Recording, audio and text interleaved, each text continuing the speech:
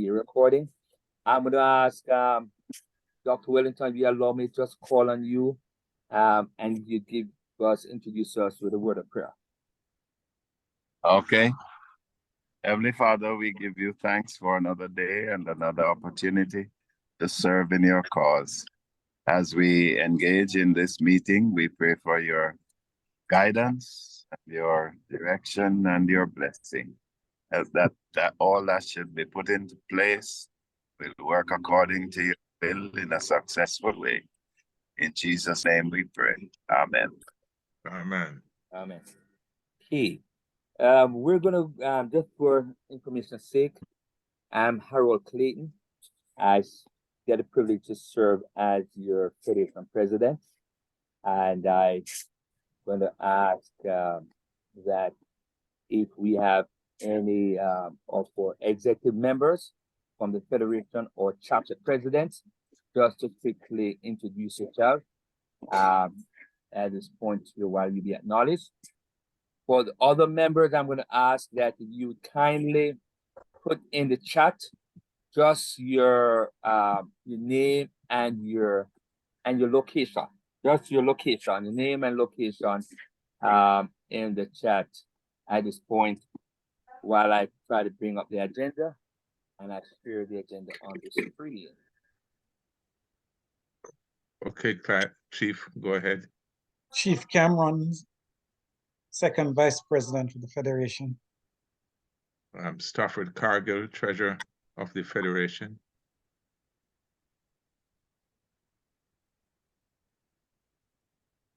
Carl Henry, President, Atlanta Chapter.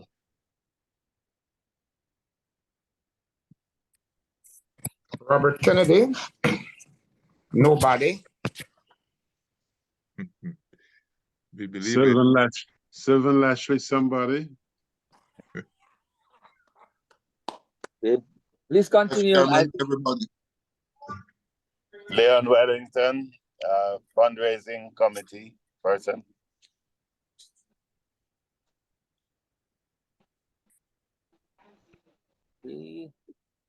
All right. For others that may not want to unmute and to share where they are, where from, just go ahead and kindly indicate in the chat so we can actually acknowledge where the individuals this meeting. At this time, I want to bring you welcome on behalf of the Federation. We have as I shared earlier, we have the privilege to represent our alumni body, international or alumni body far and wide. The alumni body continues to be the largest constituency of our university. And we can be assured that as long as our university continues to grow and continue to move forward, our numbers will continue to grow. So it is one of the constituency that you can be assured of in terms of numerical growth. And so we want to warmly welcome you. This is the first of a series of town hall meetings we want to schedule. It is quite a short notice, but we hope that we'll continue to have this in a periodic manner and to keep you abreast in terms of what's happening at the university and how we as alumni can continue to support our beloved alma mater. I'm going to take me great pleasure at this time to introduce to you our alumni relations director. He's somebody I've known for maybe 40 plus years, considering that we all are under age 39.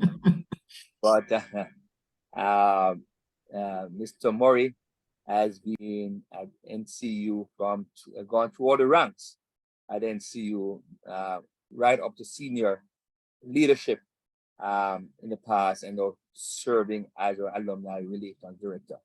Mr. Murray, please go ahead and bring greetings and welcome to the team. Thank you very much, President Clayton. Good afternoon, everyone. I am very happy to be a part of this noble institution, and particularly to be a part of this meeting exercise. When you're at an organization for over 40 years, in fact, 42 years, I came to West Indies College in 1981. and I haven't left. It means, therefore, that the university is a part of my daily activities. Now having responsibility to work alongside this August leadership team in terms of alumni relations, I'm very delighted. We have some committed, dedicated, learned individuals who have done significantly in taking the university to the next level from West Indies College right up. So being able to work alongside these individuals give me significant pleasure. Yes, the privilege is mine also to be working with a team of individuals at the university that mean a whole lot to me, and the growth and development of the university rests significantly in the hands of these committed individuals. So welcome to this meeting, and we look forward to many more exciting meetings. And as the meeting progresses, you will hear more from yours truly and from the rest of individuals from the university. Thank you very much. Thank you very much. And thank you for persons who have shared on the chat where they're from. We want to warmly welcome on. So I want to, in a special way, want to welcome our president, Dr. Lincoln, Professor Lincoln Paul Edwards. Dr. Edwards actually had another engagement for today, right? Just coming out of a major accreditation. He has a critical meeting in the morning and actually this evening, and he's joining us this evening. And so we want to warmly welcome you, Dr. Edwards. But before I invite Dr. Edwards to bring us greetings and a brief report overview, I'm going to be playing a video regarding the strategic plan overview. Dr. Edwards, will that be quite appropriate, sir, to play that video before? Absolutely, absolutely. Good afternoon, everyone. Certainly, go ahead, Dr. Clayton. Okay, good. I'll go ahead and just do that right now.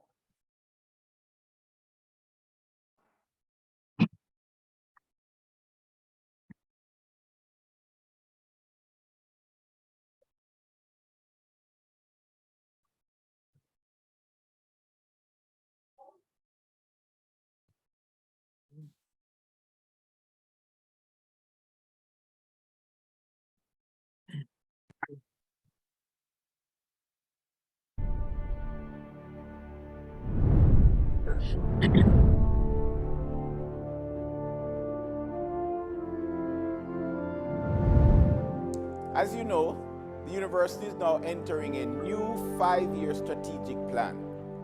Our aim as an institution is to align ourselves with the goals outlined in the 4 transformational pillars, which we will discuss. But first and foremost, we must establish our revised mission, vision, and core values.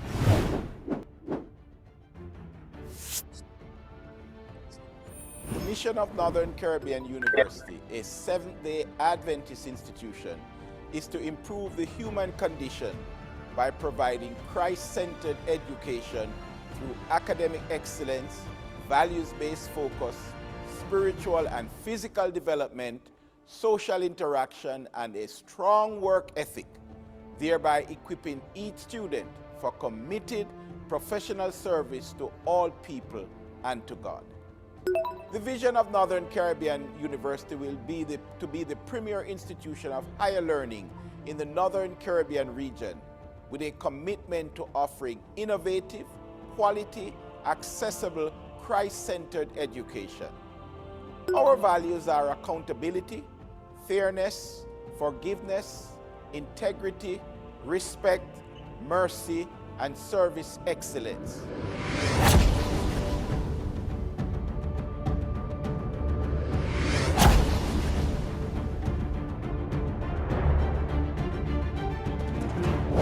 The goal of achieving spiritual and values-based transformation will come by improving the human condition by providing Christ-centered education. This will result in academic excellence which is achieved through values-based training, practical spiritual living, health and wellness, corporate social responsibility, a strong work ethic. When all these are combined, it will produce staff, students, and other stakeholders who are committed to service and to God.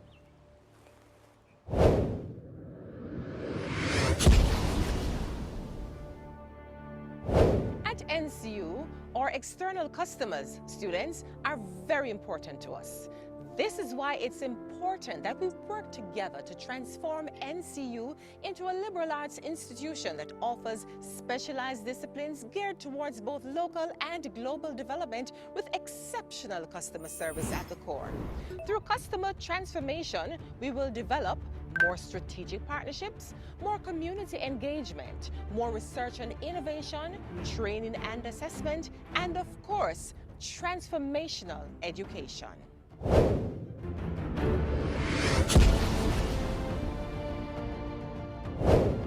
Without systems in place and processes set up, transformation simply cannot take place.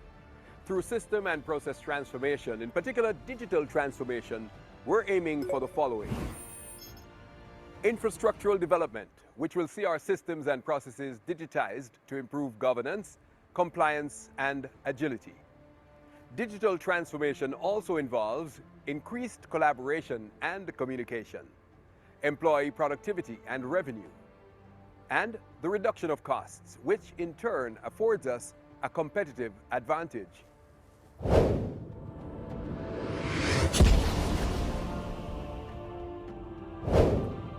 Over the next 5 years, the university aims to improve its finances and increase its revenue to 3.5 billion Jamaican dollars, an 80-20 ratio in favor of non-tuition revenue.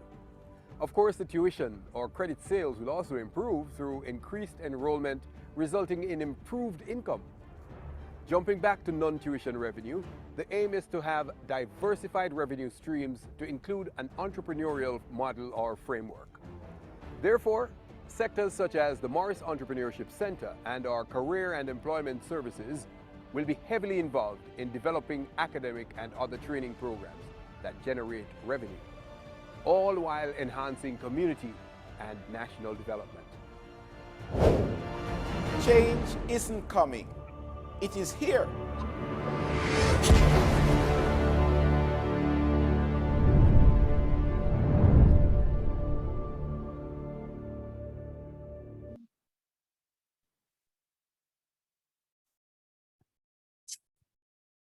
So after that introduction, thank you.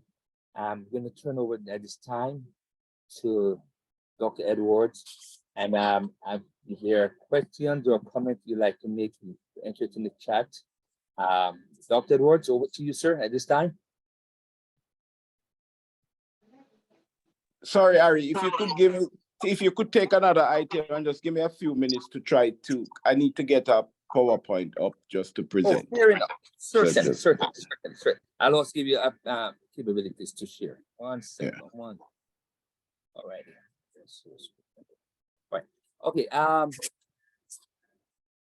Just to share this again for person who have just joined us not too long ago. I'm going to ask you just joining just to include in the chat your name and what areas you're joining us from.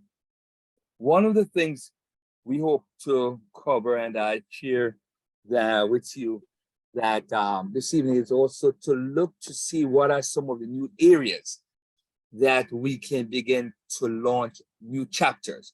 The groundwork of the university, again, we shared earlier that the alumni is one of the largest stakeholders, largest constituency of the university.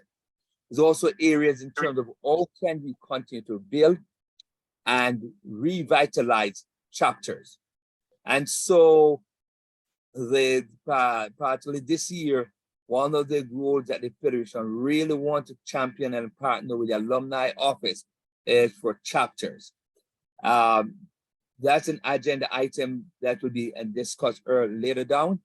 But let me just quickly ask Is there anybody here from an area where there's not a vibrant, where there's not an existing alumni chapter? And they just put in the chat if you're from an area where there's not an existing alumni chapter. I would hope and think that somebody may include in there, for example, the Bahamas. But if you're going to put the Bahamas, we're happy to share that the Bahamas within the next 4 to 6 weeks will be hosting their inaugural alumni day. They'll be hosting our inaugural alumni day in the Bahamas, and I'm very excited about this. The university is jointly owned by the Jamaica Union and the Atlantic Caribbean Union. Within the Atlantic Caribbean Union, we have chapters already existing in the Cayman Islands. We hope to start one. We had initial meetings for Turks and Caicos, and we are now we're launching for the Bahamas. And that you see, let me see. Somebody, okay, I see here we have Mandeville. Okay, so this is the home of the university. And so Mr. Murray will have a bit later on, he's going to be speaking about some plans in terms of what we're going to be doing in the Jamaica area. You know, within we talk about Mandeville. Mandeville needs to be the hub of this.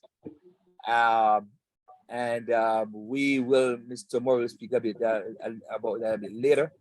We're also going to be looking at creating chapters within the other areas. There was an existing chapter in Mandeville and in Montego Bay and in Kingston in the past. But I think what we need to do now at this point is to get some action in it to revive it. So, Mr. Murray, would you want to, while the president gets this up, would you like us to address the topic in regards to reviving and starting new chapters?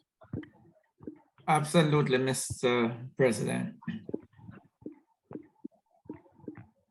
It is exciting to know that there are a number of individuals in the Manchester area, in the Western area, in the Eastern area, and somewhat to the North, who are interested in being the nucleus to ensure that we revive the respective chapters.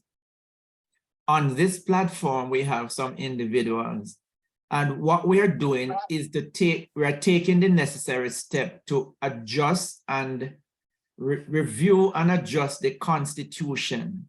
Because if you do not have an updated Constitution, then there is no compass to guide the operation of the respective chapters. So we're in the process, and significantly should be completed within another week or two, so we can have those, the Constitution ready, because those individuals are poised and ready to go. So as you indicated, within the next 6 weeks, you'll have something in Bahamas. We have actually met with persons in Turks and Caicos. We are meeting with persons within the Jamaica chapters to revive those things. And I tell you something, now, I don't know if there's any better time to have our reorganization than now. COVID has done a number of negative things, but I tell you, one of the positive out of COVID, it does allow the chapters to get a closer knitting in terms of our bonding virtually, and we want to take that physically. So yes, I'm excited about that, and we are not going to allow the ball to fall where that is concerned, because it is critically important. If our university is going to continue to grow and thrive, then it means therefore we need to have a robust alumni system, so at least we can help to anchor our mom, the university. Thank you. So we want to set some markers by time for next town hall meeting, which we hope we will share a bit, will be quite periodic, we would hope to have at least 2 to 3 new chapter being established. At least 2 to 3 established or revived. And this is something we hope that we'll have, we'll be able to report to you at the next meeting. At this time here, Dr. Edwards, I think I see your screen up, and so we're going to turn over to you at this time.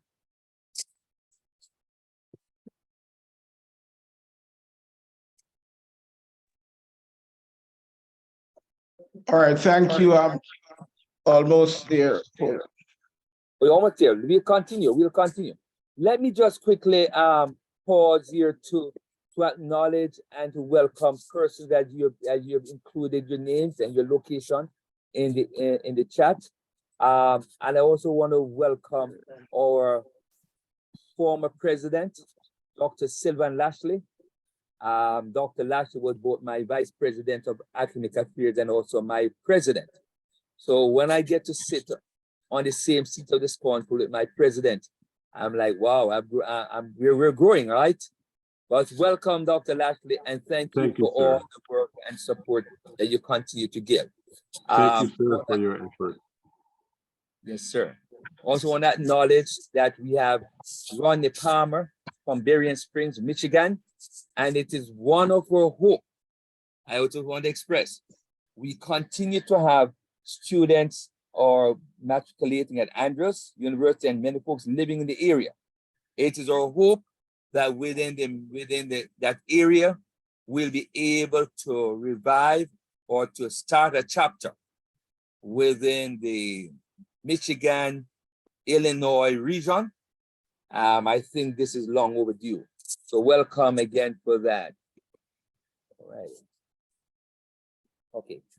Yes, please go ahead and pose your questions also in the chat. And we're gonna, as we can capitalize on different administrators and responding to those, to the questions.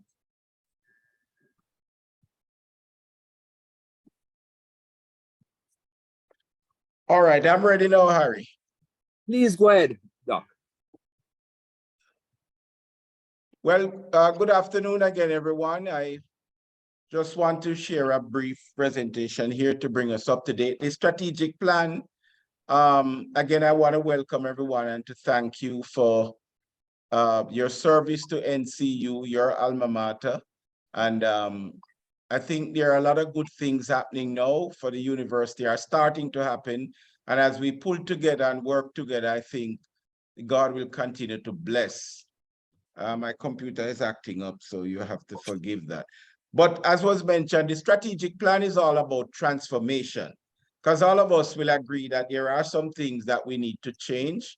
So we are engaging on a spiritual transformation, customer service transformation, financial transformation. In other words, we are trying to get the university to offer the best customer services it possibly can, and also to be able to offer the highest quality education to our students and to make our workers feel at home and feel that they're part of something that is a larger vision. So as was mentioned before, we have these different various transformations here. I won't repeat what the video says. Just to show here, this is a slide showing that we have some Chinese nationals that are working through the Sabbath School department at Jamaica Union. And they are here to witness to other Chinese. And I was recently made aware that there are 70,000 Chinese in Jamaica. That's quite a large number, 70,000 Chinese. And they are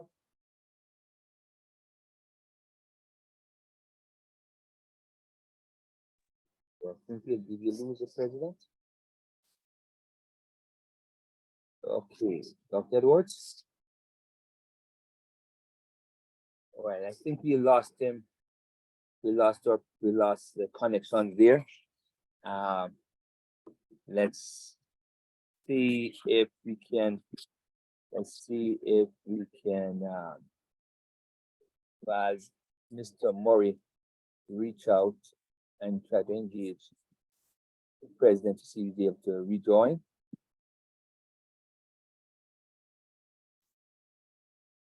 Okay.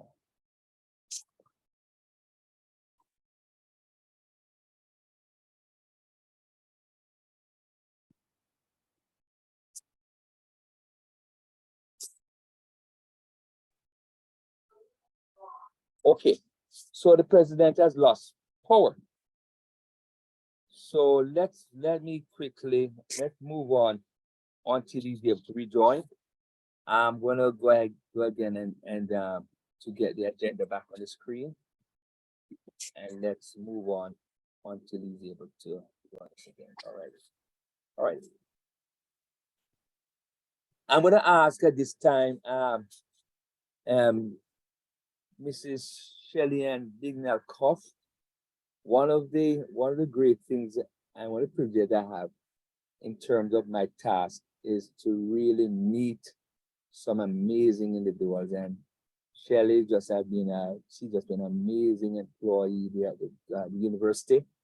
Last for 2021, she was a chair or the co-chair for our homecoming, virtual homecoming, and such an amazing professional for the university. And so this evening, we are gonna invite her to give a spotlight on alumni impact. And in terms of alumni impact, she will be sharing with us some of the ways that the alumni have been able to impact our students and ways and opportunities that the alumni can continue to impact our students while at NCU. Are you available at this time, Shelley? I am, President Clayton. I am. Please pardon me for not having my camera on at this time, but I'm here. We understand when you do your rice and oxtail, you don't want us to get jealous. Okay. Thank you so much. Good evening to all of you. Good evening, alumni, ladies and gentlemen. I'm happy to be here to share with you this evening little information about what our office here at NCU does and the ways in which you could be of significant assistance to us as we help to prepare our students for their respective career paths. Sir Clayton, may I be allowed to share my screen real quickly? Yes. So you should have capabilities to share screen. Yes, I do. It's just because I think your screen is being shared now. Oh, that's so right. It's blocking me. Got it. That's great. Would you kindly introduce let everyone know what your responsibility? You're the director. Just show them. Yes, certainly. So I'm gonna have my screen like this. I'm sorry. So I currently serve as director of the Office of Career and Employment Services. And here at this office, just as any other office department in the university, we have a vision and we have a mission. And our vision is to inspire excitement about the future and to empower our NCU students to own and to shape their personal and their career journeys.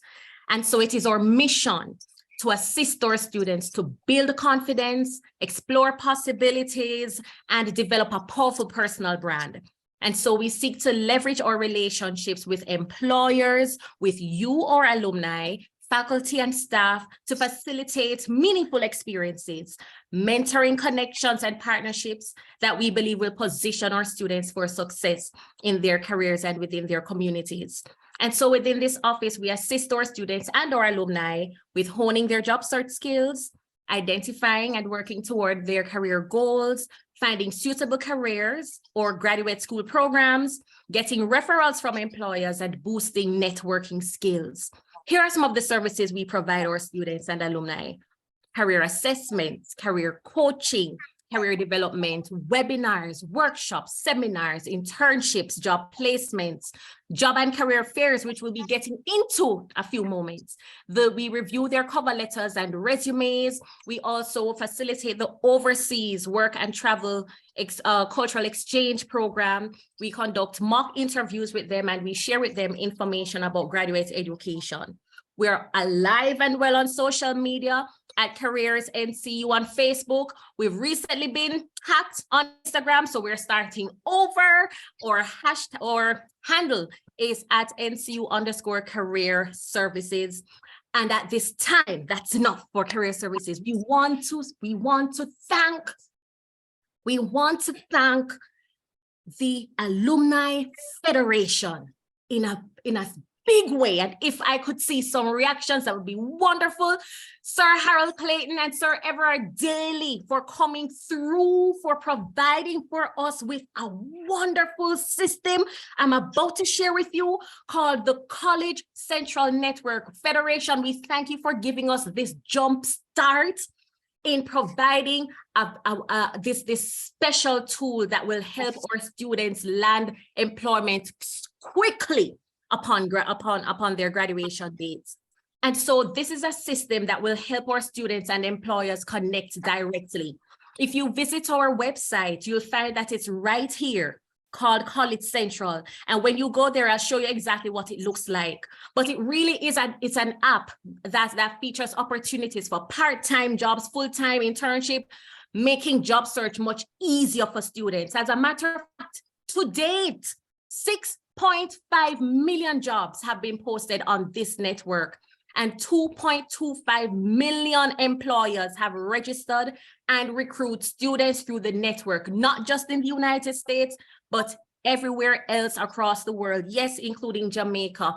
And we are proud to share that since January 2022, because we've been online since 2020, over 800 students and alumni have registered and are using the College Central Network in their job search and career development process.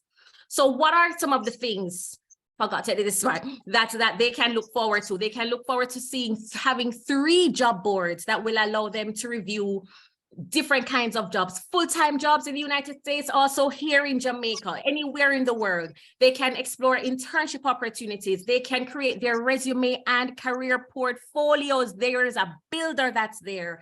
There are podcasts and videos that are there. As a matter of fact, the College Central Network is the #1 career podcast right now on iTunes. There is a career document library that shows them information how to write their resume, the different kinds of cover letters, you name it, it's all there. They can also we facilitate virtual job fairs and so much more. Students can download the app on their smart device, whether it's a phone or a tablet.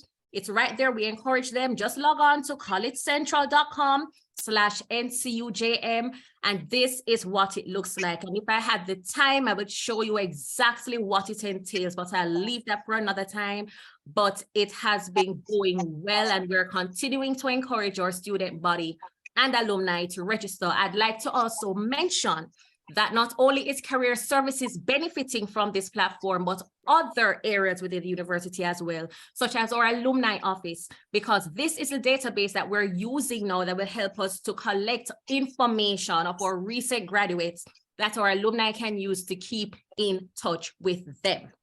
Now, let's save this date. We're having our career week coming up in April 17 to 19. As a matter of fact, we're even considering doing it the weekend before, having something nice and have a spiritual emphasis the weekend before leading up into the career week.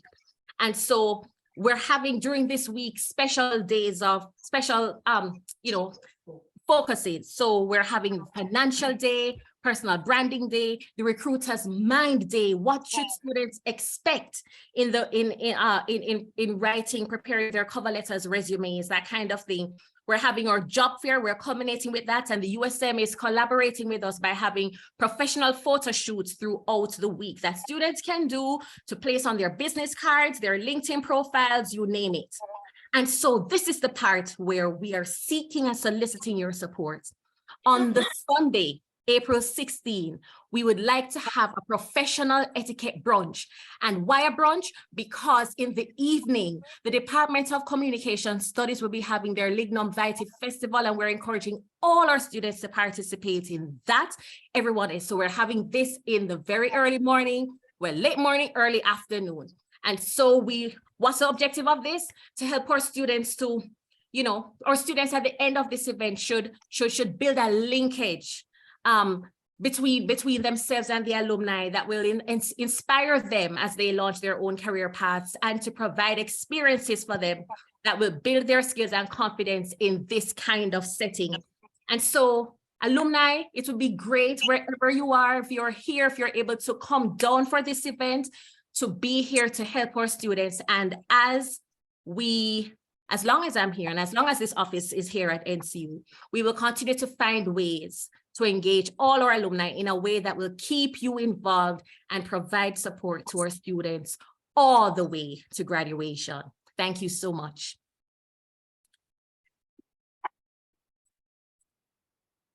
Come on. I think you should put your. Do I have a question? Can I ask a question, Mr. Clayton? Yes, before we get a question, yes, certainly. And I'll just acknowledge, just put up your hand, just with the reaction. But I just want to just say thank you very much, Shelley, for that amazing presentation and for the energy that you bring to this task. Please go ahead, Dr. Cargill. Question. Yeah, the question is your new portfolio encompass what Mrs. Fraser used to do? No, Doc. As a matter of fact, Mrs. Fraser is still there. She serves as Director of Scholarships and Student Aid. My office is the Career Services. Yes, sir. Okay, thank you. Any other questions or word of commendation to the work being done? And I just want to share it to you by the support that you give to the Federation. We're able to evaluate different requests coming in. And one of the things that we want to be able to do is to be most impactful to the success of our students. And so when we were able to provide one platform that will be able to impact all students and all alumni, we felt that this was something worthwhile to be done. The opportunity to prepare our students for worthwhile jobs and opportunities is what, students, they enrolled at the school because they wanted opportunities after graduation. And so we hope that students will realize our support for their success, and in turn come back and to help others to move along. Any other questions? One more question. Have you seen any outcomes from the outreach to the US market? Do we have any data on the success of students to get jobs in the US directly from Jamaica? Absolutely. Absolutely. Do you mean through this network, Dr. Cargill? Yes, yes. Well, we have seen through this a significant number of our students coming out of the College of Humanities, Behavioral and Social Sciences, the social workers in particular, and the ones graduating with their degrees in psychology, yes, applied through this network to Devereux Behavioral Support. We've had to date, and this is from same January 2022 up to now, I can say about 80, roughly 80 of those persons so far. I have that, I remember that off the bat. There are a few of our nurses that through this network have already been accepted. I don't have that number on hand, but we're still in the process of collecting data, but we are pleased with the results we've been seeing so far. Good. Point here, Mr. Clayton. Please go ahead, acknowledge. Yes. This is Lawrence Johnson here. I need to really commend Shelley on the wonderful presentation and the work that she's doing. And I think this particular network mirrors something that we have in Texas A&M system, which I graduated from, where every year, once you graduated from that system, you are entered into their database. And when you make application for jobs around the world, wherever there is a Purview A&M graduate and they see your application, they are going to really flag that and to do everything to ensure that you get a particular job. So I believe that that network is an excellent idea, and that will really pay off dividends for the institution. With respect to the Career Summit, however, I think it's time for us to pivot to an entrepreneurial summit, because the creation of jobs is another thing now. But a lot of young people, especially millennials, they want to create their own jobs. So I think in the future, you may need to rebrand your division to not only career, but also entrepreneur as an emphasis going forward, and to have that summit to teach young people how to create their own jobs and to get other entrepreneurs, young entrepreneurs, to inspire them going forward.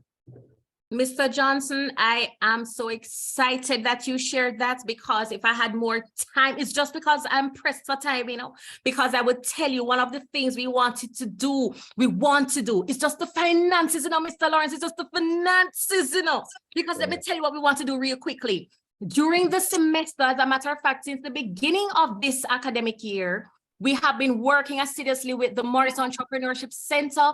We have been working with the Basso Academic Club in galvanizing our students, entrepreneurs. As a matter of fact, the Morris Entrepreneurship Center has created a special course just for our students who are interested in that entrepreneurship journey that they are currently enrolled in at this time. Yes, and throughout the fair, we're going to have a graduation for these students at the end of this course. That's one of the things. And during that weekend leading up to the Career Summit, we want to have them to come and share with them, to kind of empower them, have a integration of faith and learning, encouraging them, listen, what is it that you have in your hand? What are some of the skills and talents and gifts that you have that you can employ and use to your advantage to not just earn money for yourself, but to add value in the world of work, you know, to make a difference, to create employment. So we're on that trajectory already. We're there. We can talk after this meeting. What we're gonna do is, certainly as we highlight this, there are gonna be a lot of other opportunities.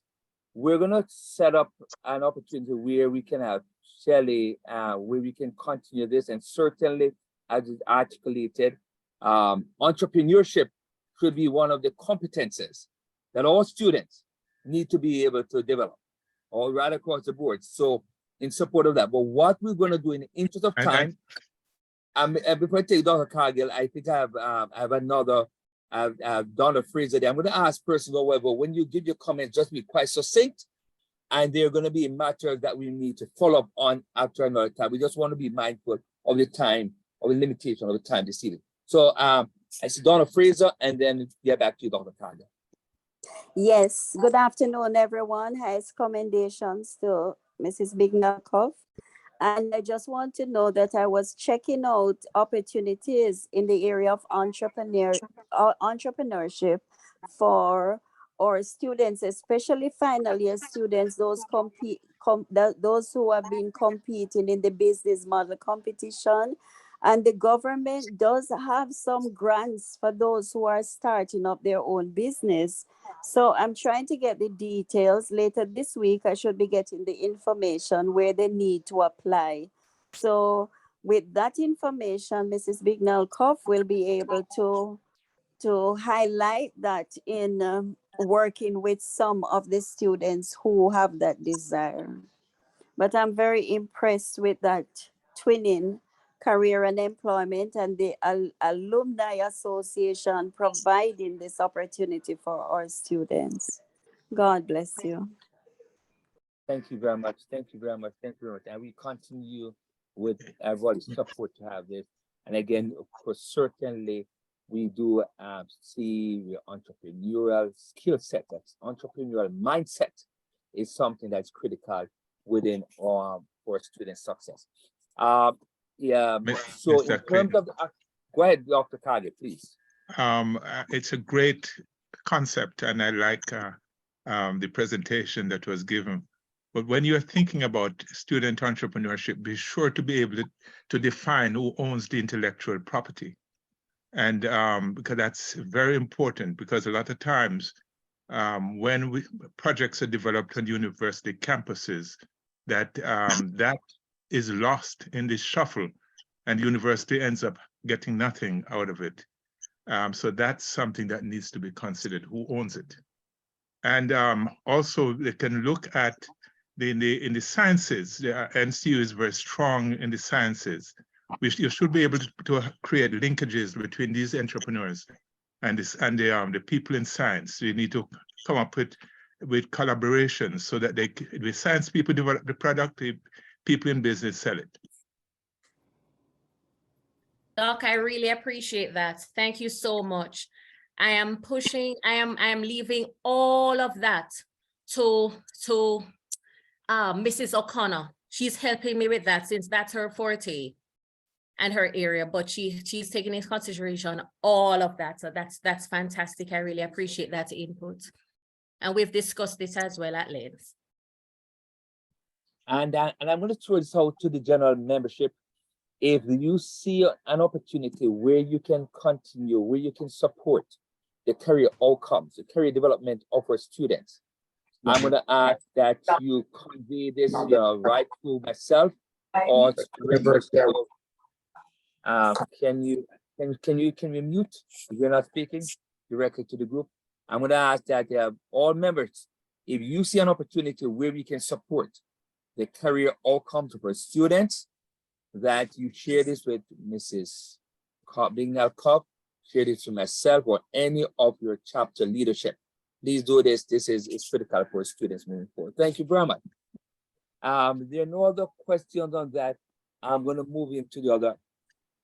Have we acknowledged? Yes, is Dr. Edward back yet?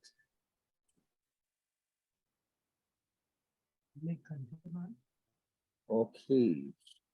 No, he was having a power issue, so he was trying to go to see if he could use his desktop.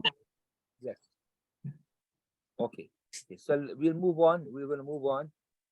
We'll move on to the returns. Okay. Let's see what the agenda item.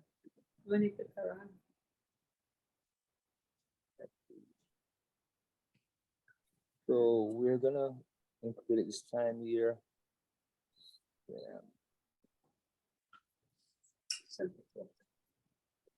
Dr. Clayton. Yes. Some questions are in the chat. Maybe based upon some of the presentations and some, as I noticed them, they are not yet enfolded in the presentation. Maybe they were directed to the president, but there were at least one question, as I wrote it, was directed at one of the presentations, trying to have a clarification on the direction that was suggested. That moving the, can you hear me? Yes, we're bringing you there. Okay, so I see your question, Doctor. So the question was in the chat. Okay. Yes. Okay. So I see that there. I'm gonna allow me to see the president will rejoin, and or if any of his administrators would we be able to respond to these questions. We will acknowledge that if questions are posed and we're not able to respond to them this evening, we certainly will get them addressed and to get back to the body. Okay, we'll certainly create a document with a document. As a matter of fact, Mr. Murray, I think we should have some takeaways that we'll be able to document from this evening's meeting and to share with the general body. Okay. I'm going to move on to, and we'll get back to these questions, certainly, if not yet covered. We're going to look at some of the actions voted at and recommended from our federation in terms of the operations of our federation. First and foremost, our federation was due, based on its constitution, to have an election in 2022, the early part of 2022. However, the constitution speaks to the alumni director being able to lead out in this in the election processes. We didn't have an alumni director until the mid part of 2022. Hence, the executive voted for an extension for the current federation executive until 2023. So sometime before our shortly after or homecoming, you can expect to have an election for the federation. We're also making some proposals. We're proposing that chapter presidents now become regional vice presidents of the International Federation. So each chapter president will be not only be the president for their chapter, but also will be representing the federation as a regional vice president within their territory. We also currently the Federation Executive Constitution speaks to 2 years, and we're making a proposal that be moved to 3 years. We're also making the recommendation that for chapters, that if your constitution speaks to your election being 1 year, that you change to a minimum of 2 years. And this should be at least 1 year less than that of the federation. We're also recommending that all current federation executive chapters, that if your current team is over 2 years, that you conduct an election or you secure an affirmation from the membership to continue serving. And I think what that does, that continues to keep the energy and the vibe and keeping each chapter being energetic and vital, keeping the energy within the chapters. The University Alumni Relations Office will facilitate elections for the Federation. So they will, once the Federation put together the election, the University Relations Office will come in and will oversee the process for the Federation election. The Federation in turn will come in and to support the alumni chapters in terms of their regional elections. Are there any questions regarding these recommendations coming in the operation and organizational structure of the Federation and the chapters? Any questions or comments? Question, sir. Please go ahead, Mr. Cameron. Regarding the guidelines that we should have in terms of constitution. Notice you mentioned 2 years for the chapters, but also, do we plan to have the same constitution for each chapter? Okay. So can we have kind of consistency? Thank you. So while recognizing the uniqueness of all our chapters by virtue of number of the scope in terms of membership, we will not be requiring that you have one standard, but we'll be asking that there be certain core positions within all chapters. So some chapters may need to expand beyond, but we will create through the alumni office a core constitution, a core template. They'll say at a minimum, these are the roles and the positions for a chapter at the core on that. All right. Any other questions or comments? Yes, quickly, helping me, Robert Kennedy speaking, DK. You did not actually explain the process of election, how it would work for the Federation, now that you have changed the positions of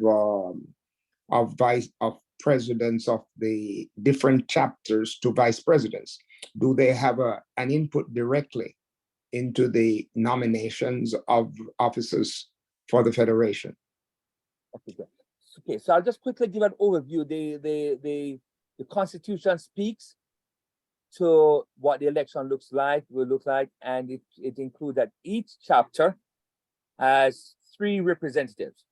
So the president, along with 2 members from there as delegates. The process that we have used in the past for the last 2 elections have been one where we submit nominations from all chapters. All chapters meet, they submit in a nomination sheet. The alumni office will then meet and compile all the nominations and create them on a ballot sheet. For the election of officers, it is only the delegates will vote, while all executive members will be able to make nominations. It's for parity across this, so we don't have one chapter having more representative.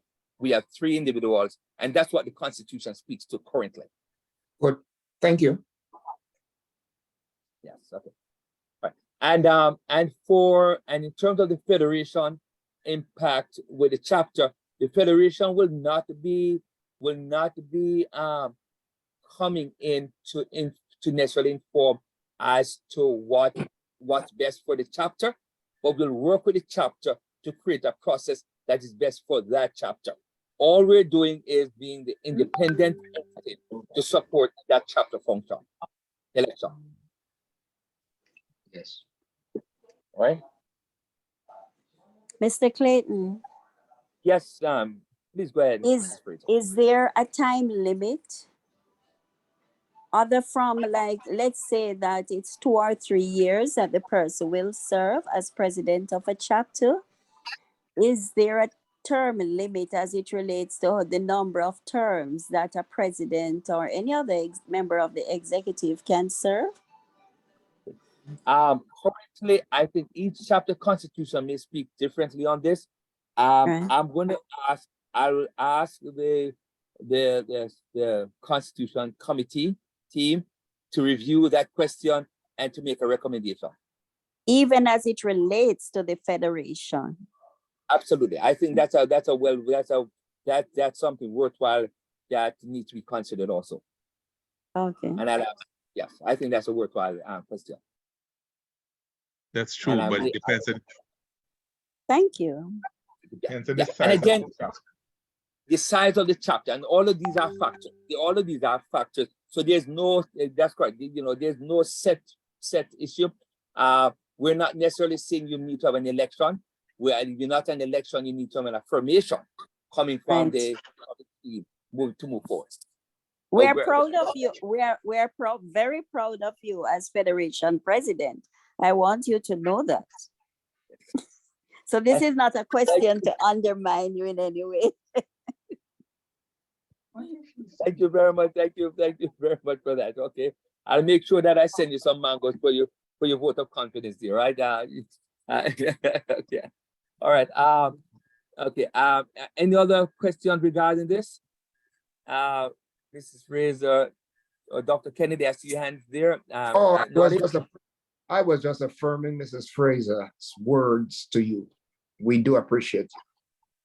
Thank you very much. Thank you. Thank you very much. Thank you very much. It's my pleasure. Thank you very much. Chairman, Brother Prince. Yes. I endorse all that's going on there.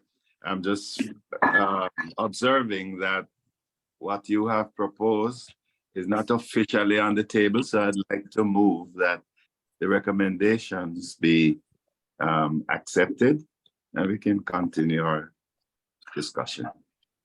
Thank you very much. We have a motion. Could we have a second? The motion is seconded. Thank you very much. All that's in favor, just indicate by some your reaction on their screen. Aye. Just reaction there. Reaction.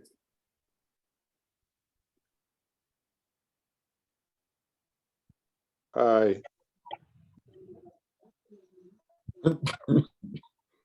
And as soon as we are able to tally the reactions, I'm going to ask that we get prepared that Dr. Edwards has joined us. And a matter of fact, these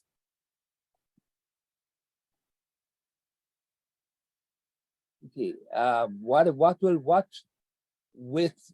understanding that this is a general body, what we'll do is this being ratified by the general body will then go back to the executive for implementation.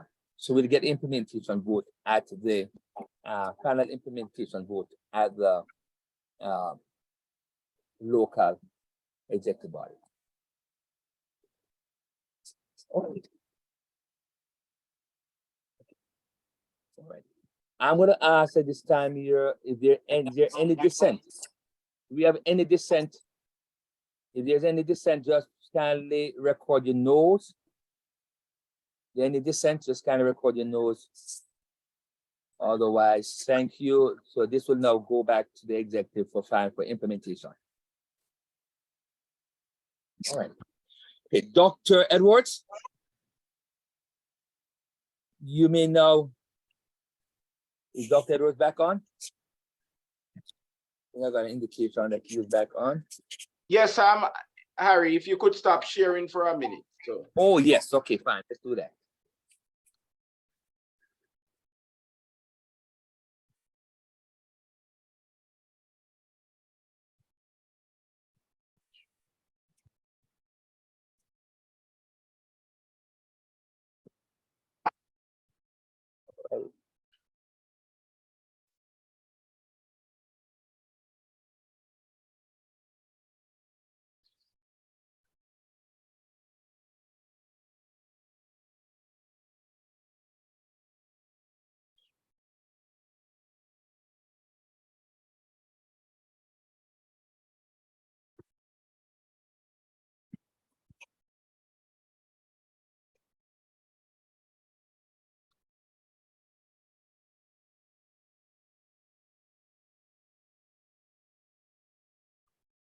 Okay.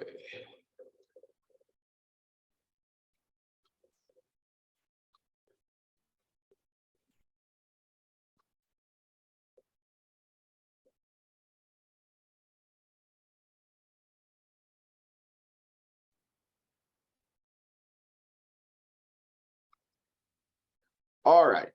So here. So as I was saying before, can you hear me? Are you hearing me? Yes, we are. Okay. So these are the Chinese persons that are assisting us. They will be helping to teach Mandarin at the school, and they will be learning English because they don't speak English. So they will be learning English. They will be teaching Mandarin, and we are working with the Jamaica Union. Pastor Cottrell is the point person there, and Dr. Peter Kin from the university, along with Sister Forbes at the union, are the persons managing this. Then we also had on the 26th, 25th of January, we had the US ambassador to Jamaica visit us, Honorable Mr. Honorable His Excellency Mr. Perry. And Mr. Perry is the first US ambassador who is a Jamaican by birth. And he was very pleased with his visit as NCU. What you're seeing here is that the ambassador is testing a truck driving simulator. This was built, the parts were bought and built by one of our workers at the university.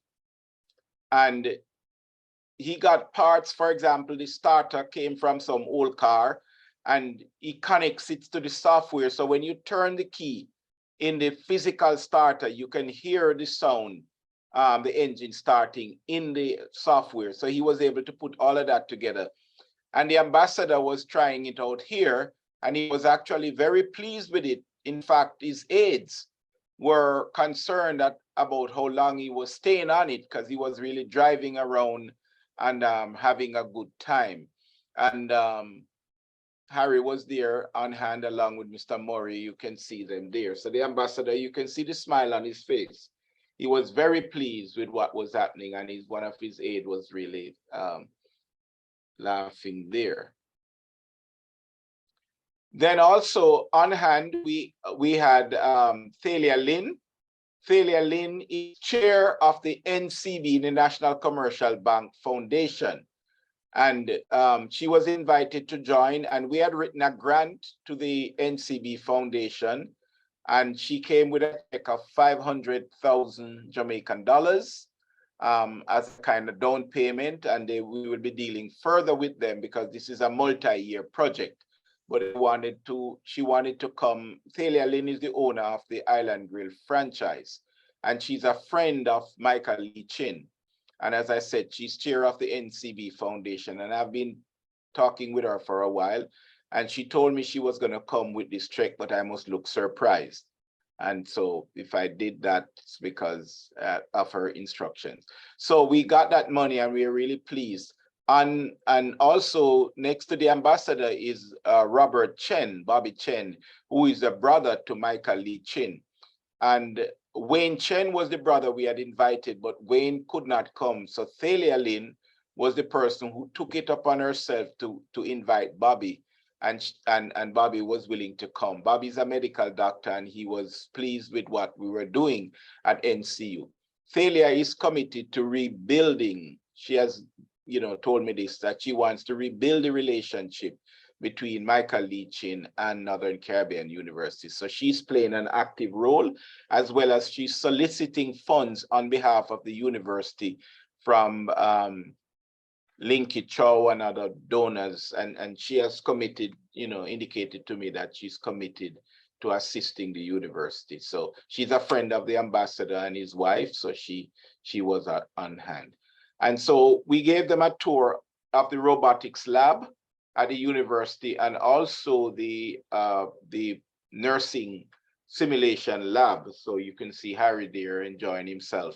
And the ambassador is here testing the patient, and everyone is looking on, and they were very pleased with what NCU had on hand there. So it was a very important visit, a historic one, and the ambassador took notes and is committed to working with us to see how we can assist us. These are some young men who were visiting with us, and they want to spend some time in the summer to partner with us in evangelism. So one of is a pastor and his friend, and so they are graduates of Oakwood University, and we had them come and speak to the theology students, and they felt right at home at NCU, and they want to be more involved with evangelism in Jamaica.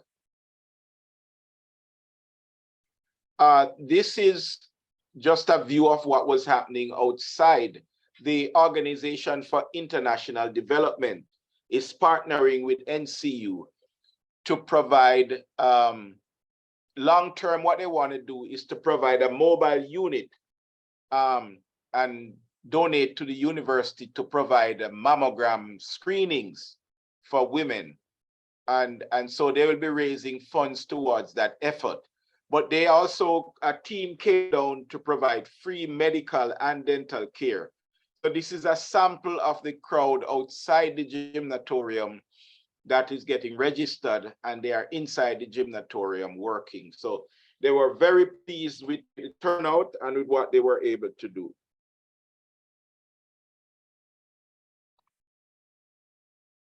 So this is again another view of the people under the tent waiting to be gone on the inside to be served.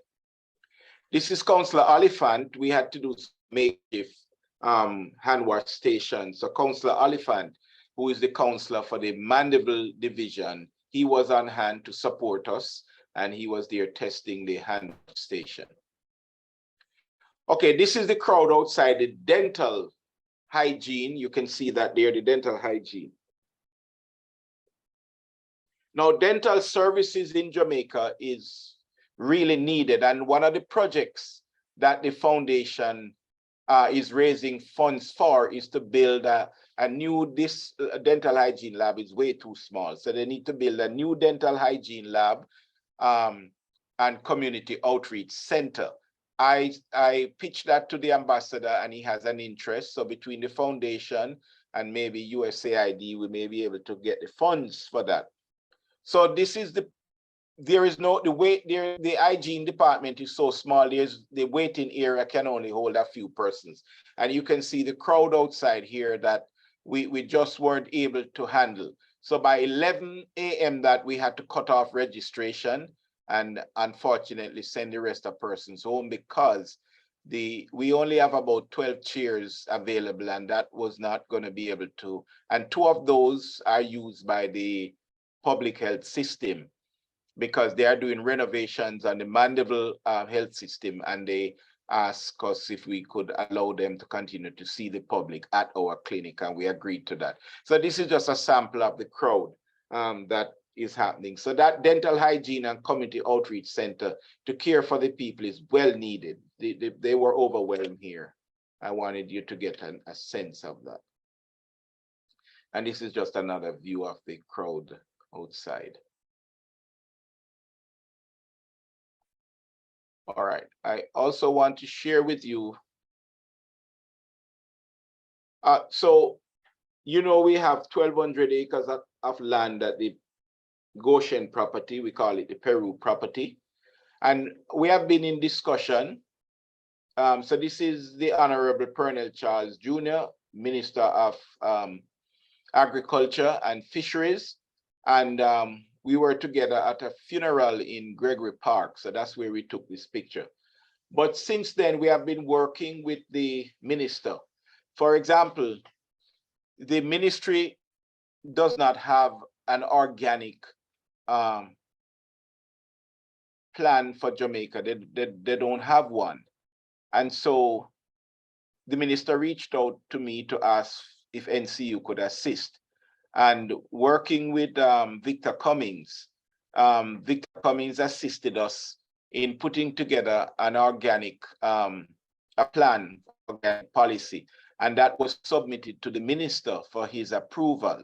So when the organic policy for Jamaica is voted by the cabinet, you will know that that plan was submitted from NCU to the minister for his approval.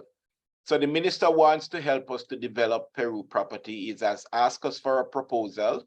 Mr. Murray and Mr. Johnson and Mr. Cummings are working on that proposal so we can hand it to the minister and see what he's able to do. So he has said that we should really use him while he's there now because he doesn't know how long.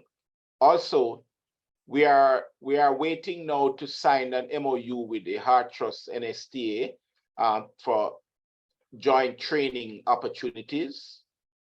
Also, the Universal Service Fund, we are working with them to provide additional training for some of their personnel at NCU, and we have given them our proposal, and we are waiting a response from them. They have indicated to us that they will do a little for us this year, but most of what we need, they will be able to put it in their budget next year. So we are awaiting those opportunities.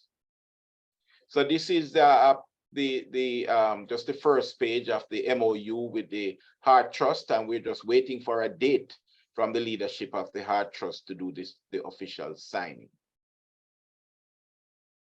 Also, as you know, nurses are very scarce in the United States, and Advent Health has reached out to us to assist them in providing nurses. So this is a team from Advent Health that came to visit with us. Dr. Rutherford was kind enough to take the team to NCU, and beside Dr. Rutherford is Professor Vincent Wright, and then we have our director of nursing in the middle, and the others are members of the team from Advent Health. To my right is Monty Jacobs, who is in charge of outreach for Advent Health. And subsequent to this, they made another visit. And so they are willing to work with us to help with our simulation lab so that we can have our simulators going, and that will hopefully be used as a training mechanism for students to substitute for some of the clinical hours, because we can't expand our program in Jamaica because we are limited by the number of clinical hours that the government gives to us. However, if we can do training and simulation do simulation training, then the idea is that we will need less clinical hours and therefore more students can be on the clinic.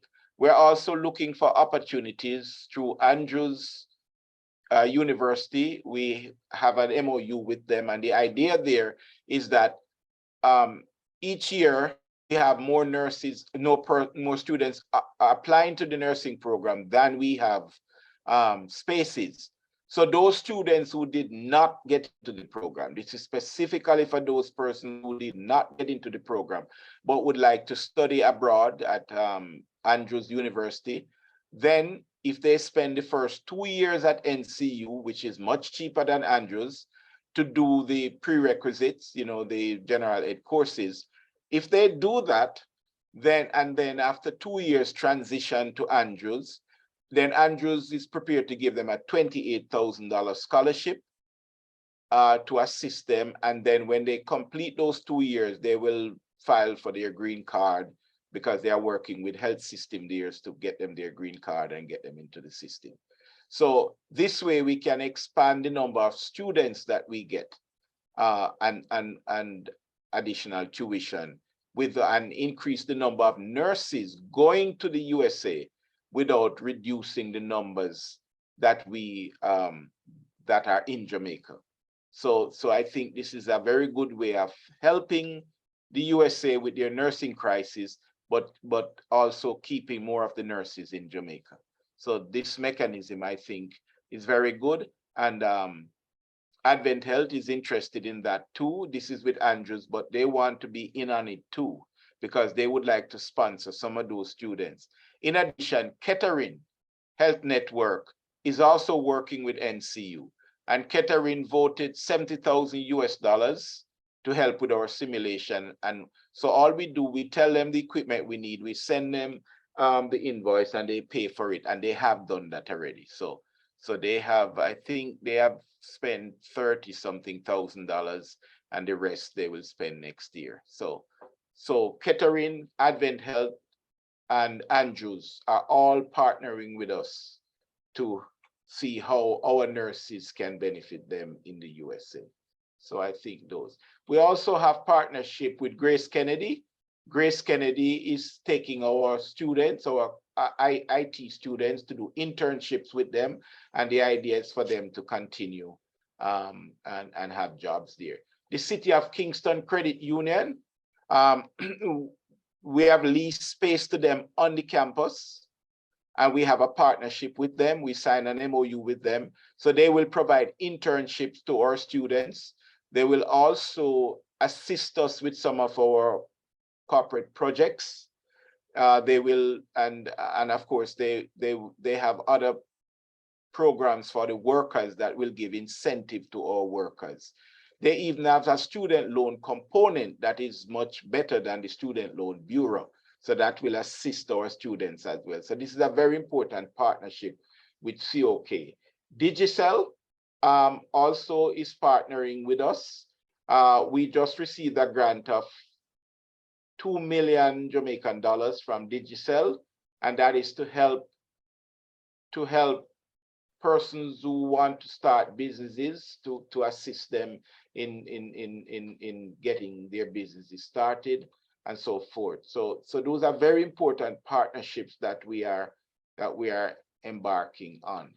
So we also, Dr. Ron Smith, through Advent Health, was able to provide us with some funding to assist the dental hygiene program. So this is a brand new chair that we were able to purchase with the funds that we got through Dr. Ron Smith. And Dr. Whitford Reed worked with us on this. This is a compressor that was bought again with the funds from Dr. Ron Smith provided, which was well needed for the hygiene lab. This compressor runs the chair so that the students can do their work. The Carnegie Foundation,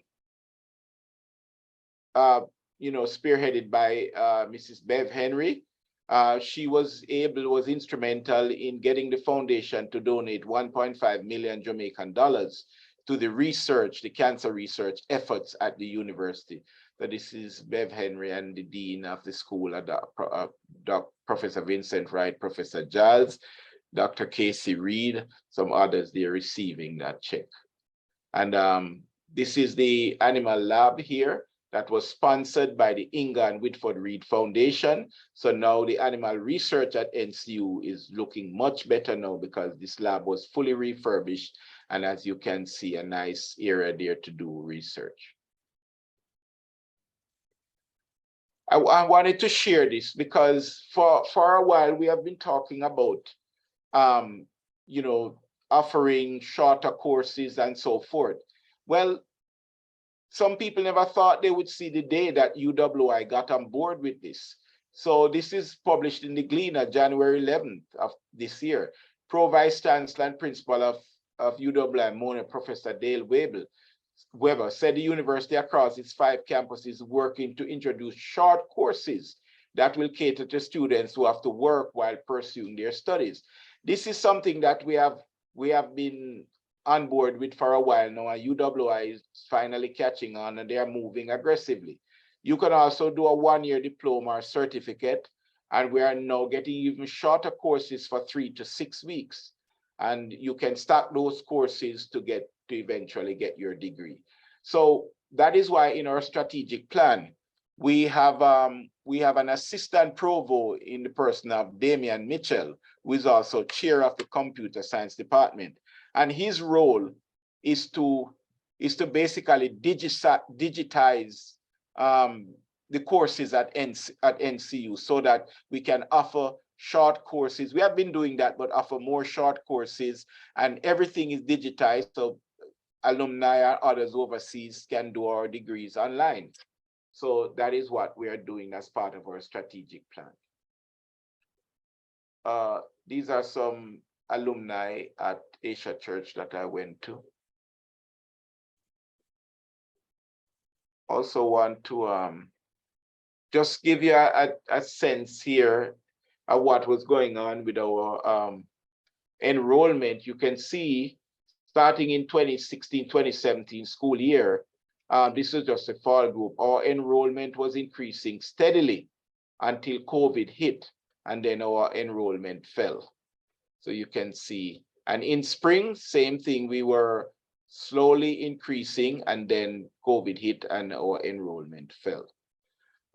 So basically, from 2015, this is the number of credits that were sold, which is the real thing, because you can have students there and they're not taking many credits. That doesn't help us. So it's the total credits sold that we are interested in. So you can see for fall 2015-2016, we had sold 41,000. Then in 2016-2017, that was 39. So this is the year I came, 2017. And we were selling 38,000 credit then, and we moved that up to 39. And then the next year we went up to 41,000, and then we moved that up to 43,000. So since I came in 2017, we have been steadily increasing the number of credits sold. And then of course, COVID came, and then we fell back to 41 and then 38. So this is the impact of COVID on us. And for spring is pretty much the same. Well, spring we had 38,000, then that fell to 36. So, and then we moved up to 38, 40, 41, and then that fell as well. And of course, summer is fairly steady. You can see, but that has been increasing from 10,144 to 10,381 to 11,000 to 12,000. And again, the impact of COVID that fell. So COVID has had a really significant impact on the university in terms of the credit sold, which is the funds that's where we get our funds. So this just gives you a sense of what has happened in the university since I came in 2017. When we started, we had in 2016-2017 school year, we had a $313 million deficit. So you can see we have steadily reduced that deficit. And by 2019, that had been reduced to $163 million, but by 2020, with the university. We had turned the corner from a $313 million deficit in 2016-17 school year to a profit of 105, and then in 2021 a profit of 359. However, colleagues, we don't, even though this is paper profit, we don't have any of this money because it's all tied up in student receivables. We have students at NCU who cannot pay. So even though theoretically we are making a profit, we don't have the money because the students owe us all of this money.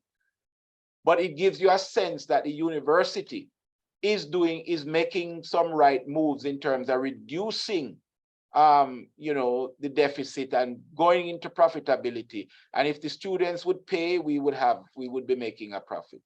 But again, COVID hit, and then we are down to 190. And then I'm not sure what this year will be, but we're hoping. So that gives you a sense of what is happening there. Similar situation here. All right, this is the signing ceremony between NCU, and this is the general manager for Digicel. He brought his entire team here. This is Stepper. He's the gentleman in charge of their projects. And this lady here, she's chair of the Digicel Foundation. So that's why we applied for the grant. So she's here. Stepper is in charge of community projects. And then, yes, this is Dr. Michael Reed here, who's worked closely with Digicel. And this is Mrs. O'Connor. She's the one who wrote the grant. And she's in the School of Business, and Dr. Buckley is the dean. And Dr. Nanibali Paul is our VP for Associate Provost for Academics. So yes, so this is the ceremony here where we signed and they presented. So we are signing there, and they presented the $2 million check to us. Since then, the university has also written a grant to UNESCO for $3 million with some agricultural project and environmental project, and that grant has been awarded. So UNESCO has awarded $3 million to NCU. We have not received that fund yet, but I have received the letter stating that it has been approved. So it's again Digicel signing. So, and again, this is new advertisement in the newspaper to talk about the foundation and the work that it is doing there. So basically,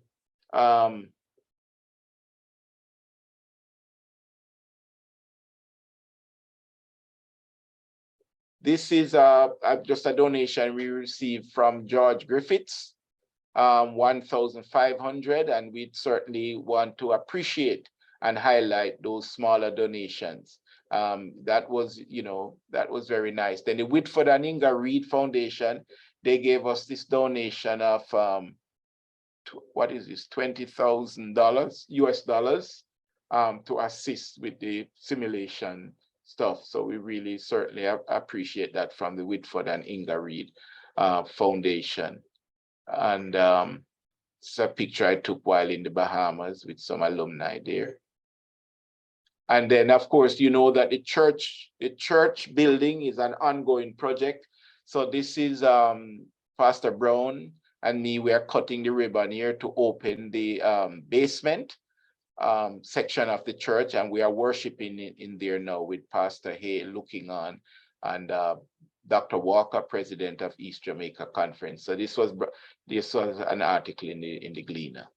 So we are worshiping there, and we continue to this gentleman provides us, since I've been at NCU, every year he has given $1 million towards the church building. So this is how it looks. This is the basement of the church that we are now worshiping in, and this is how it looks, and we continue to do work there. So of course, this is a far away from when it was covered in weeds and trees, and nature was reclaiming it. And I want to thank Dr. Neil Reed, Pastor Hay, Dr. Owen Roberts, Mr. Desmond Young and the contractor and others for their hard work. You know, certainly the alumni for its contributions to getting the church building to this part. And we are moving on to phase 3 now, which is the School of Religion and Theology. And efforts have been made. So that's the stage there, and this is the hallway, showing you what is happening there. So phase 3 now is for the chapel, the School of Religion and Theology. So the fellowship hall plus the chapel will constitute the School of Religion and Theology. And that's where it will be relative to the rest of the building. So the estimate for the chapel is 160 million Jamaican dollars. The whole project is estimated at $7 million US. So these are just the listing there. We're finished. Okay. These are other stuff here that we don't need here. All right, so I think basically that is it, colleagues. So thank you very much. Thank you very much. Yes. Thank you very much. That's it. We do have, okay. Thank you very much, Dr. Edwards. Thank you very much for sharing and taking the time out. I know we're running behind on your schedule due to those technical problems, but will you be able to entertain? I think there are a few questions. Sure, Ari, sure. Okay, good. So let's I think I'm gonna acknowledge the questions first that were posed in the chat. So the first one that I see here in the chat here, let me get it here.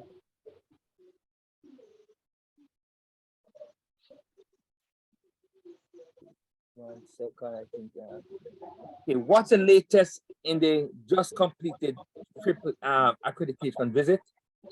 One question, one. Number two, what's the latest update on the provost, and what is the latest enrollment update? And this came from Dr. Silva National. So with the AAA, we had the AAA visit last week. We have not received the report yet, but just in conversation with the members, they were very pleased with their visit. They had a number of commendations for the university, and they had some recommendations too. They highlighted a few of the recommendations because some of the recommendations they have now are previous recommendations, so they didn't bother go through those, but we will have to address those. But basically they told us that they felt at home, and in the exit interview, they publicly commended the university for a number of initiatives that we are doing, and it was really upbeat and a family atmosphere. People didn't feel stressed anymore about a visit from the team. The team felt at home at NCU. They were pleased with the progress that NCU was making, and they have recommendations and some suggestions to help us improve. And we will welcome that. But overall, the sense is that they were pleased with the progress we are making. So we will see what the report says. Okay. Thank you very much. The other questions? The provo, a name was submitted to the board for a provo, but that was not approved. So we will have to go back to the drawing board on that. So we will continue functioning with the associate provo until we can clear that matter. I don't have the latest enrollment because we have extended that. But as of December last year, we had 3,200 students. But for this spring semester, I haven't received the data yet because we had to extend it because we had some challenges and we extended it, so I don't have a tally as yet. But last year, December of 2022, it was 3,200, and we are hoping to get pretty much around that, at least that number, if not a little more. Thank you very much. The other question comes from Dr. Kennedy. What is meant by transforming the university into a liberal arts university? We studied the history and significance of liberal arts education. Well, currently the university is functioning as a liberal arts university. That's what we are. The idea here is that, I think the idea here is to move to a position where our key programs, those need to be strengthened. Well, all the programs need to be strengthened, but with limited resources, we need to focus on our key programs that have the best ability to attract students. So it's kind of like a boutique type university where we focus on our strength in a competitive environment where people have other choices. We can't do everything, so we need to make sure that our computer science department is still the best in the country. We need to make sure our nursing department is still the best in the country. We need to make sure that our communications studies department is still the best in the country, criminal justice, and so those areas of strength, we need to put our resources there so we do not lose our edge. Because when you lose market share or you lose your edge, you may not get it back in a competitive environment. So that is kind of the idea that is dealing with. Okay. Another question from Dr. Kennedy. How is the receivables affecting the operations budget?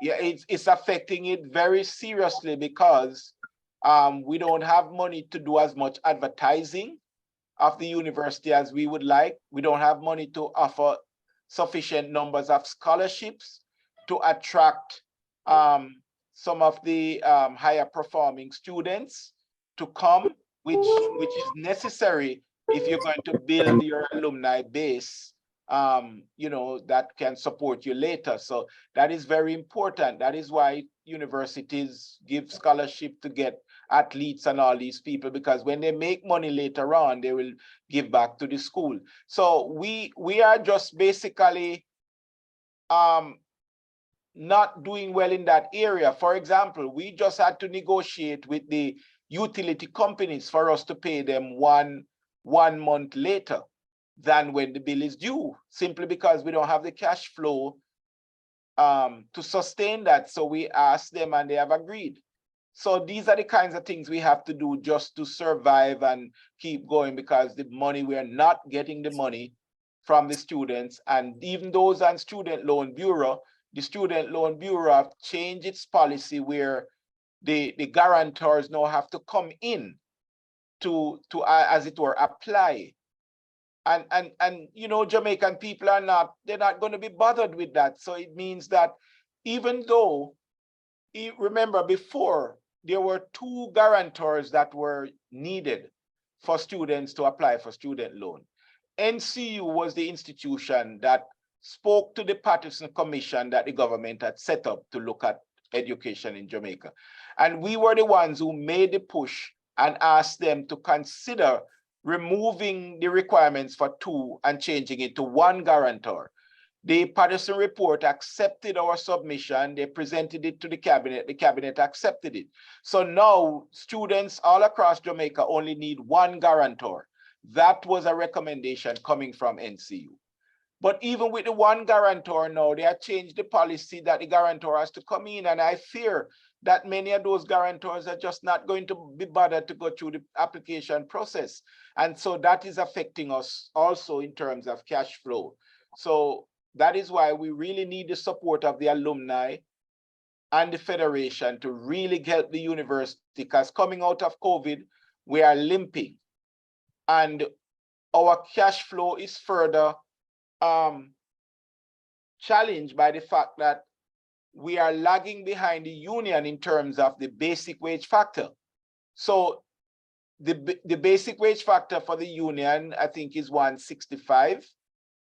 NCU, we just moved it last year to 140. But we don't, if we move it anymore, what it means is that without any increase in enrollment, which is what we're hoping, it means that your operation budget is what you're going to have to use to fund that sustentation, which is 35% to the thing. We don't have that money. This is the challenge that we're facing. If we do that, we won't have the money to do anything in operations, and that means the university cannot grow. Coming out of COVID, there are wonderful opportunities here, as you see through the MOU, but we have to be able to grow. That means we need money to invest in things for that to grow. We also have a subcommittee at the board looking into the industries, which is where we're losing money. And they have recommendations, but again, you have to invest in the business for the business to grow. And we don't have the cash to invest. And that is the major issue facing the university now. It needs $200 million minimum in cash just to do some things. Okay. Okay. So we have just a few more questions and to wrap up here. Would you speak about the plans for the buildings on campus and the dorm, the men's dorm, the women's dorm? What the plans in terms of the buildings, current state of the buildings on campus? Okay, thank you. So I know that there is a chat group online that, you know, bemoan the state of the university and what's happening there and buildings and so forth. We have been doing some work. Robinson Hall has been, the 5th floor has been renovated and it's not complete yet, but when it is, that will be a nice thing for the university. We have done some painting on the university, and what we are trying to do is to carve out maybe $50 million or so to do some renovation, bathrooms and so to our building. That is why we had to go to the utility companies and ask for this special arrangement and so forth, because we are trying to carve out some money that we don't have just to fix things up. So when the students come back face to face in September, we are not embarrassed. But the cash flow is tight because many of the students just simply can't pay. And those are the ones we are attracting. So we need the help. We need the help to help fix up the campus. So when it's not because we don't want to fix the campus, and I know people in the chat group are saying the university should do this, do that. I'm trying to tell you that there is a reality here because COVID has decreased the number of students. We simply don't have, and the university cannot. It's not like the university can cut itself more, because if you do any further cuts, major cuts, what you're going to do is to compromise your customer service. And once that is compromised, everything will go downhill. So I'm telling you from where I sit, the university needs investment to grow. We have been cutting significantly. The number of workers at NCU are less by at least over 30 since I came. We have cut at least 30 positions. So it is not true that we are not cutting. We are cutting, but you need a minimum staff to maintain your accreditation and also to maintain proper customer service. Without that, we are not in the business. UTech, UWI, look at what happened at UTech. The government, they spent $1 billion to survive COVID. NCU got no funding to survive COVID. We had to make do with what we have. UTech spent $1 billion, our competitor. And then coming out of COVID, the government put $1.3 billion in the budget to help them. Where is the help for NCU? There's no help for NCU except what alumni is doing and the foundation. There's no other help. I mean, of course, the unions and so give us their you know, the funds that they give us. But those are the regular funds. We need additional funds to help to stabilize the university coming out of COVID, because COVID has been so devastating. Remember how many, even Lincoln College in Illinois, that is 156 years old.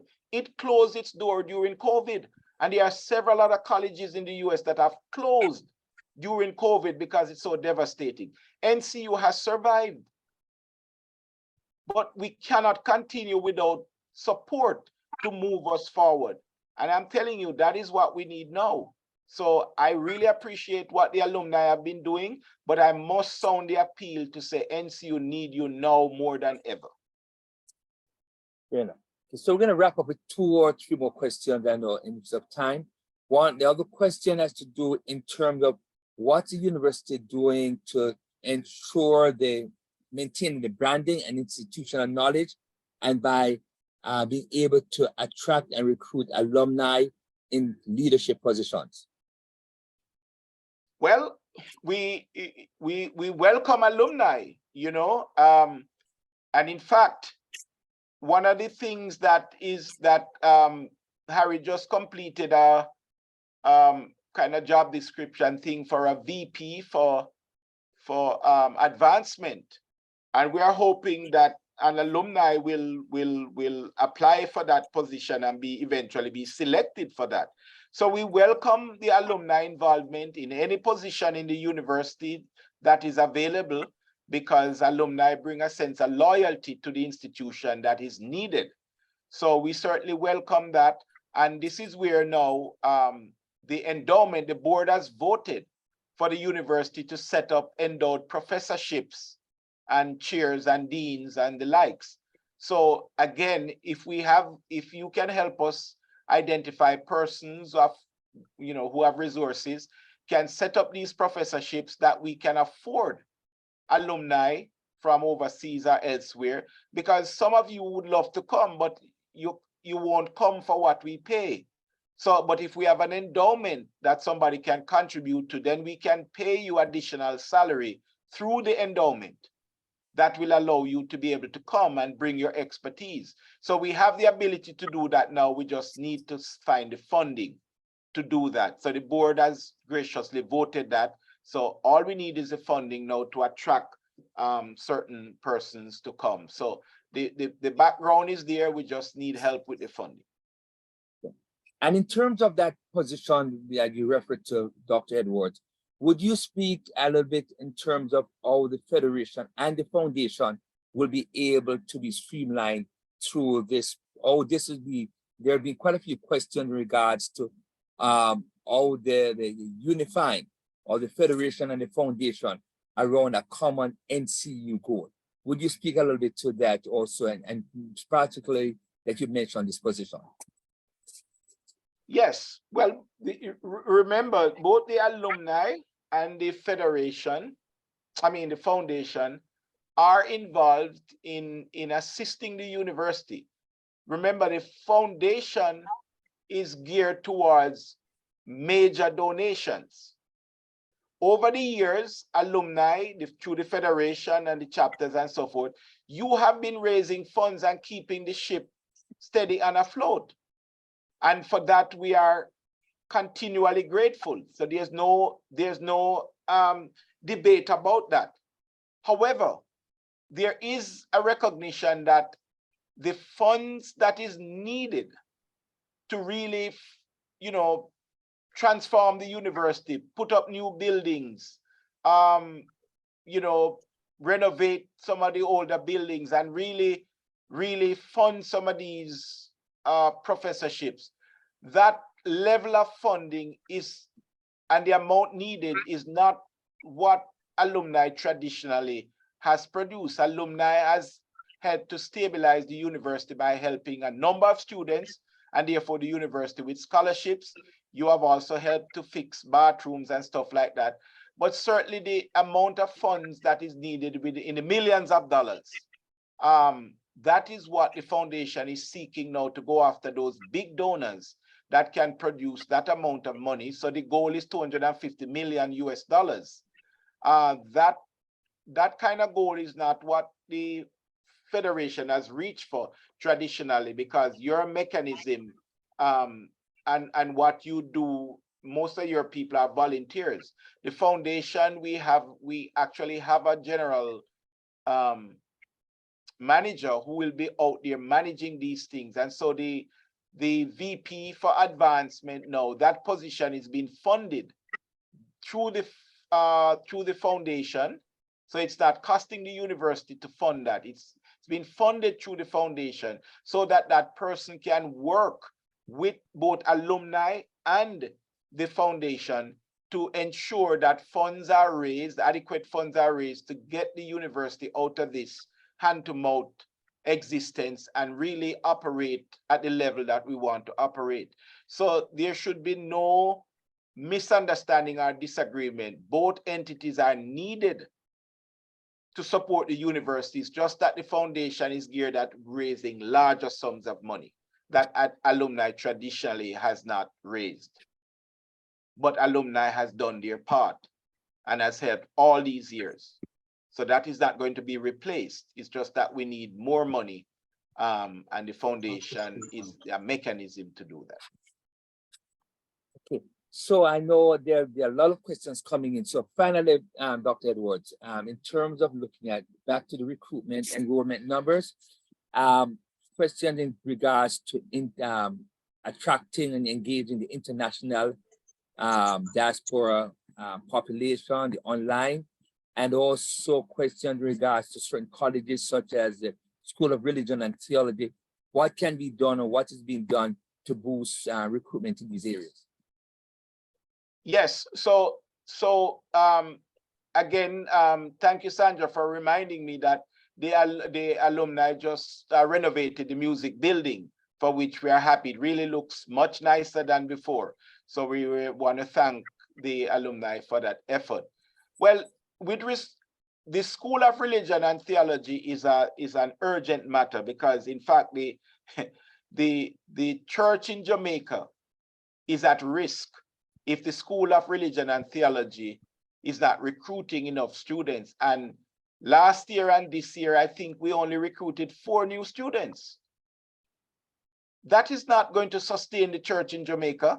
And remember that half of those who are recruited end up going to North America, because our pastors are heavily recruited to North America. It's not just nurses. Pastors are being recruited to North America quite heavily. In fact, you know, we just lost a director from Central to New York, and there are other persons. So that the conferences understand that now. So they have joined in the effort now in recruiting to get those theologists persons in, because they have to recommend them. People can't just apply for theology. They have to be recommended to get into the program. So that is happening right now. Also, there's a campaign called My NCU, where everyone is really being encouraged to join in the school spirit and to really promote NCU wherever they are. That has taken off quite nicely, and we expect that come September, we will see the fruits of that, where we will have more students coming back face-to-face to the institution. In terms of online, as I mentioned, we have an assistant provost in the form of Damian Mitchell, who is working to put all our courses, digitize them, put them online, so we will be able to offer these more degrees online, and that should be helpful. We are very competitive. The cost for NCU is about 1/5 what an average cost in the US is. I just saw some figures that says that $53,000 per year is the average cost for university, for bachelor's program in the US. And at NCU, it's about 6,000. So compare 53 to 6. So it's so we are very competitive in terms of the cost, and you are the best persons to defend the education that we offer here. I will let you do that, because you have your own experience to back that up. So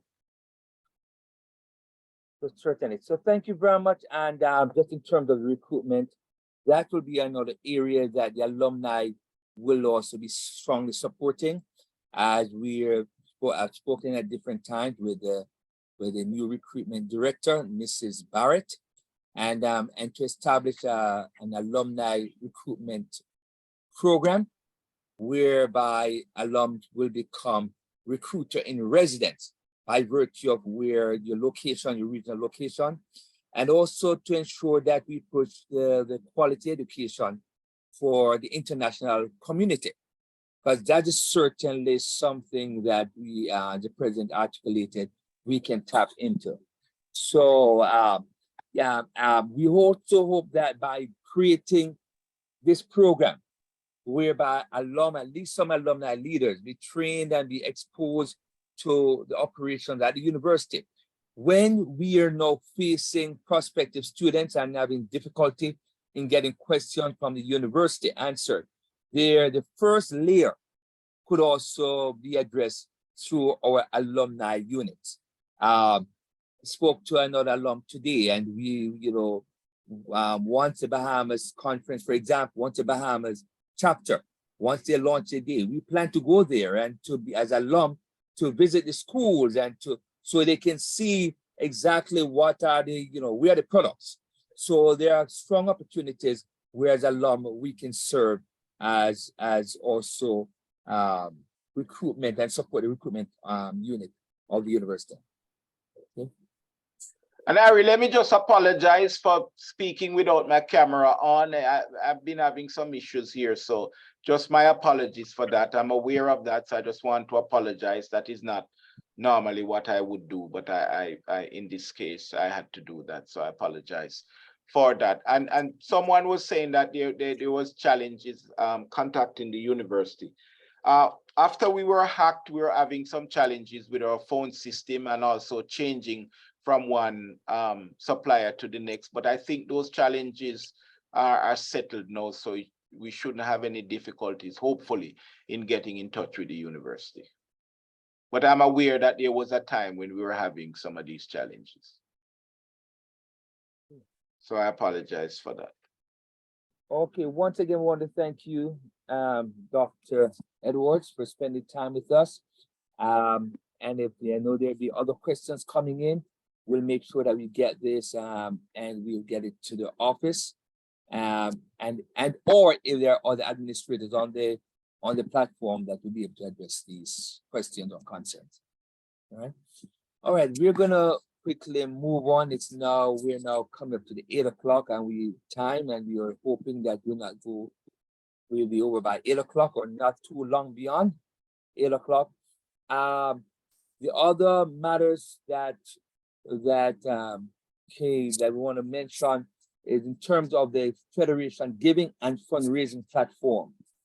The Federation has a platform that is vetted, that we can assure that we've been utilizing for the past 3 years. That once payments are submitted, gifts are submitted to the university, you immediately can receive your receipt for tax purposes. We're currently putting in place also where for each chapter, we'll create a slot also on this platform where chapters can also give. So there are many times individuals may find preference in giving, to the Federation or to the chapter. The chapter will have their giving platforms. We'll also have a space for during this common platform also for chapters. Just want to share with you that for the past last year, and the latter part of last year, we launched our campaign or NCU gift plan campaign. And we were able to raise a little less than $12,000, or approximately $12,000. I don't know if the daily is on the line. Somewhere around $12,000. And for the Painting a Brighter Future, we were able to raise approximately a little less than $3,000 in terms of that.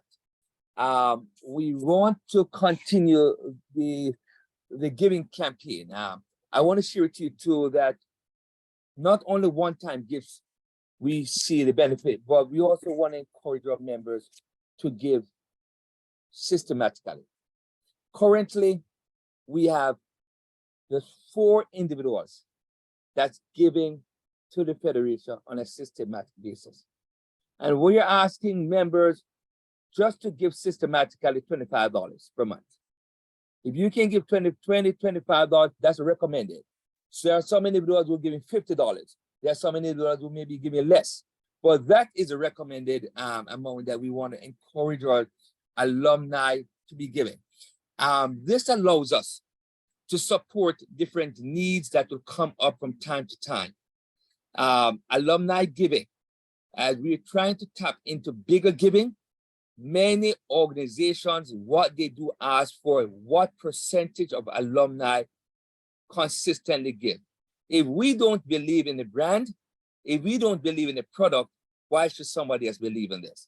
So we want to strongly encourage individuals to find to begin to give consistently on a monthly basis. Once you give on our giving platform, or we're currently in the Painting a Brighter Future campaign. That's the campaign that we're now in, Painting a Brighter Future.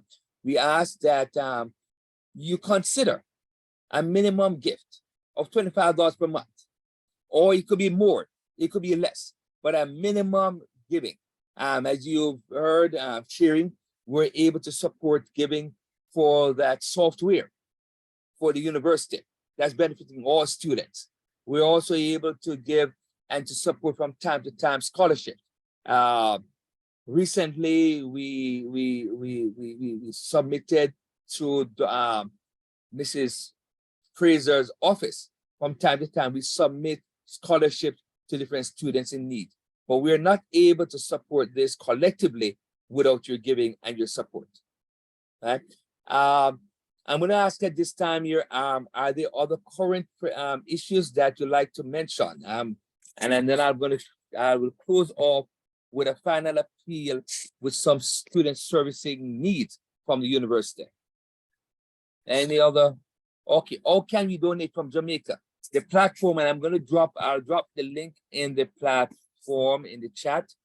You can give from any location in the world, and allow me to get that link in the, I'll post it here now.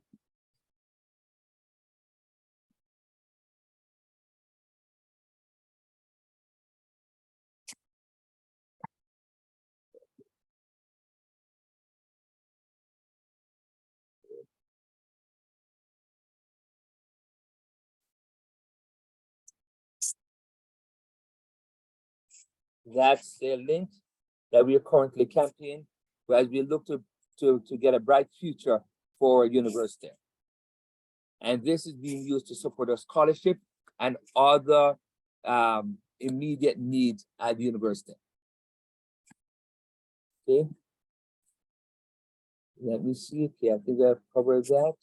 At this time, Mr. Murray, do you have any final wrapping up thoughts? Do we have any? Have you overlooked any questions or thoughts? Thank you. Yes, I do have some final thoughts. I did see a hand up from Miss Shanette Smith, and I think we probably want to take that.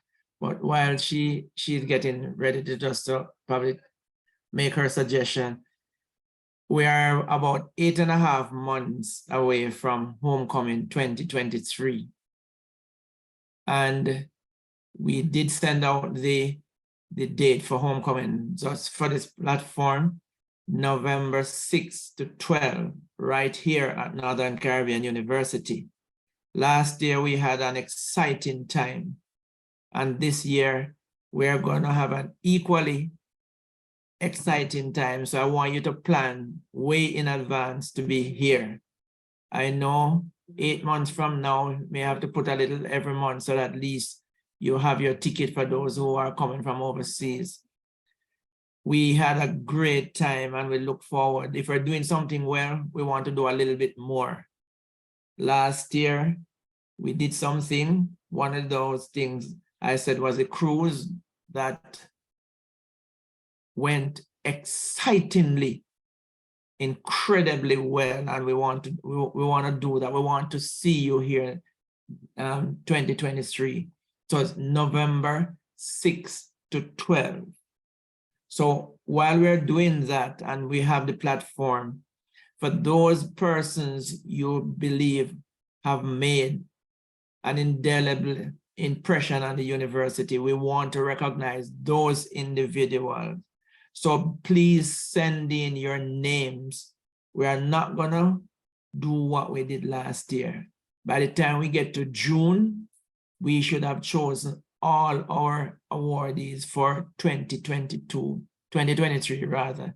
So we request that you send in your recommendation. When your recommendations come, it must come with a bio ready. If the bios are not there, we will not consider those recommendations. And I know that we have persons who are well deserved and who ought to have been recognized before and who should be recognized. And we want you to give you the opportunity to send those names to us.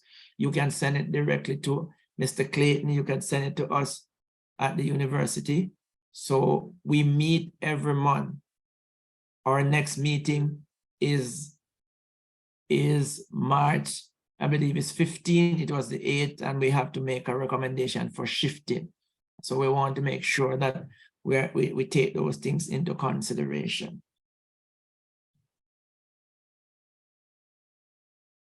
Madam Smith, you did have your hand up. Do you still want to speak? Yes. Well, to be honest, I had mistaken. I touched the raise hand button, but I still think I should say something. Well, I don't think there's much information out there. Maybe we need to market better. And I know that the foundation, the NCU Foundation, is working on it. But there's the legacy souvenir book that is being planned for the university. And basically this book would give an overview of the university and also spaces, ad spaces and storage spaces would be sold in the legacy book. So the foundation would be sending out information concerning that. So the legacy book is it's a fundraiser, and it's also going to be a keepsake. If more information is needed, then I can provide my email address in the chat and get that information to you. But that's certainly one of the things I think I need to mention, so that when you see the different letters coming to different alumni affiliated organizations or to conferences or so on, you already have a sense of what we're trying to achieve. I sit on the legacy book committee, so I figure it would be good that in this forum to at least alert us to that. But the NCU Foundation is working on a number of things. So the legacy book is one of those things. And then in August 19 to 20, there'll be the launch of the NCU International Development Foundation.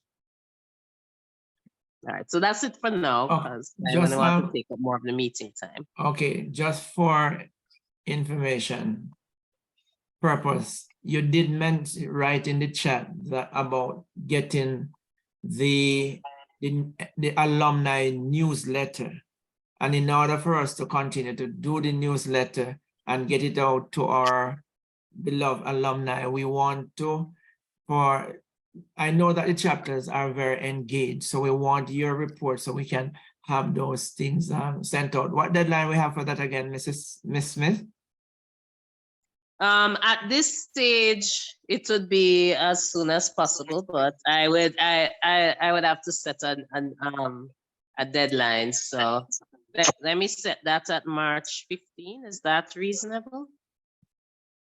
Because we are doing. What we'll do then is let me get this and let's put it out on the announcements and on the seat of the NCU alumni WhatsApp groups, the announcement, and also on the seat of the SCORN Club. And right, because we are in the process of compiling now for the next issue, but even though from our CCMPR office we try to track everything, it is impossible for us to track everything. So we're gonna need that kind of help.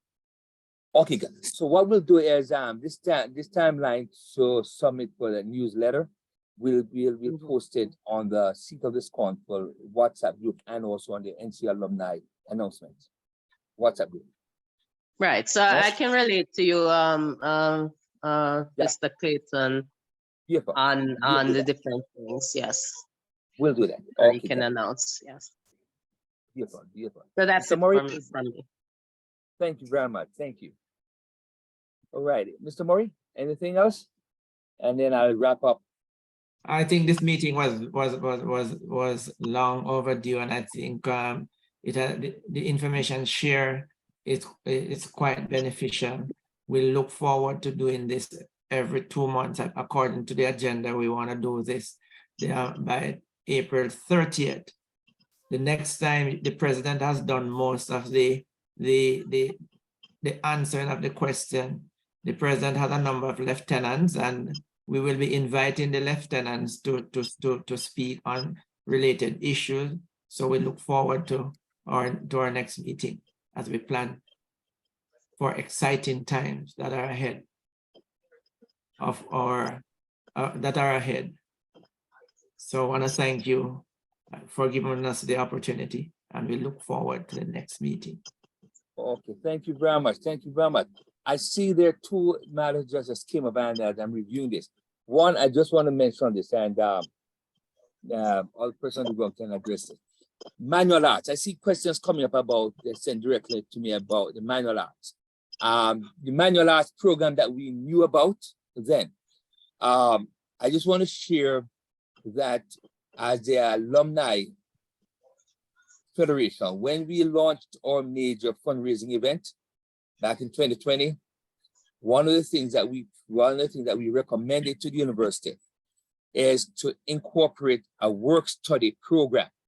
Well, a program in the sense that if we provide scholarships, and we are still of that strong opinion, Mr. Murray, that when we provide, and also Mrs. Fraser and to the administrators on the chat, when we provide scholarships, particularly when we provide scholarship, we'd like to see some situation, some program set up where students are also contributing back to the university and contributing back to the community.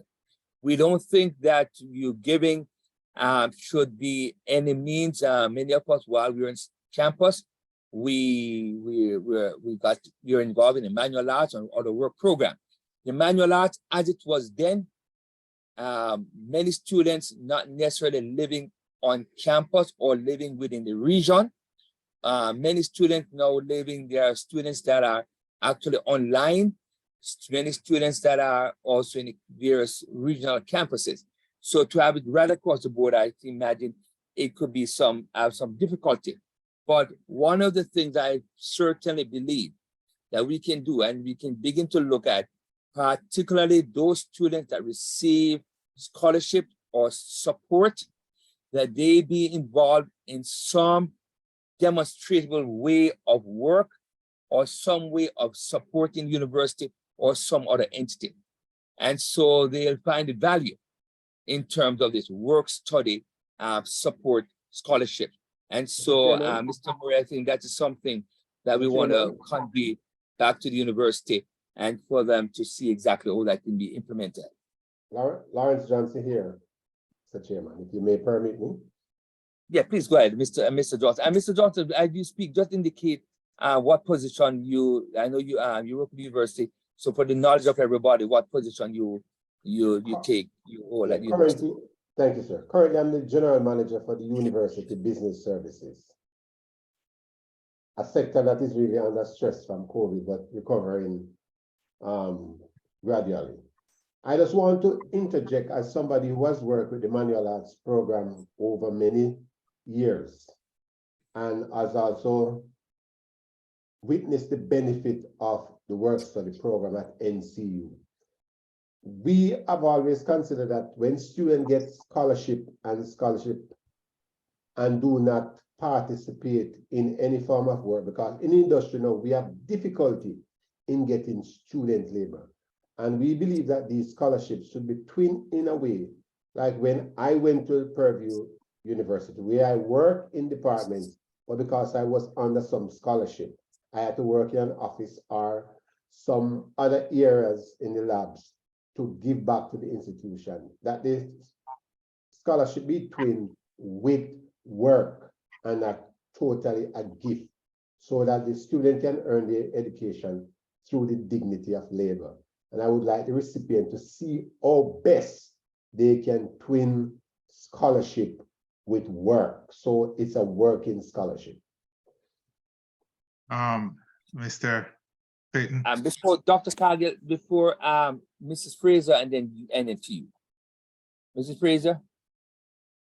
Yes, I would like this august body to know that all alumni scholarships over the years have always been given to working students of the university, or in 2020, I think it was, when those special scholarships were given, the preferences were given to student workers first, and students who participate in the student literature evangelism program, and those who went on the work and travel program. Those were the three categories that were considered. The fact is, at this time, due to COVID, and many of the students are in their respective parishes, because you know what rent is like in Mandeville. It's like some of the students were just not able to support themselves working and studying here in Mandeville. It was cheaper for them to go home. But there are students who have worked for 2 years, consistently. Every free hour that they have, they work. So these special considerations are done by the committee. But it has always been, when the scholarships are advertised, it's advertised, that's one of the criteria. They must be working students. Let me clarify, Mr. Chairman, quickly. What I'm Yes. saying, a part of the scholarship funding Yes. should be used to boost the rate per hour, because what we are having, Mr. Chairman, work is no longer attractive on campus because the rate are below $5 per hour, and students shy away from work. And what it has done is to deprive the university of the intellectual and physical capacity of the student to enhance the image and whatever. We talk about the campus condition. Manual arts was a vehicle by which the aesthetic of a campus will remain intact. And you see the absence of manual program, the absence of a viable remuneration for the students really discourages students from taking up industrial work. And I'm saying the scholarship should be used in a way as a tool of augmenting the rate per hour that the student gets going forward. Fair enough. Dr. Cameron, Dr. Card will be the next speaker, and I'm certain that is something to that in the treasury that we can begin to look at. Dr. Cargill? Yeah, I heard Mr. Johnson's appeal, and I started wondering what percentage of the 2,300 students who are registered this semester, what percentage of those could we say is back on campus? Could that be a reason? If there's a small percentage, could that be a reason why you can't find workers?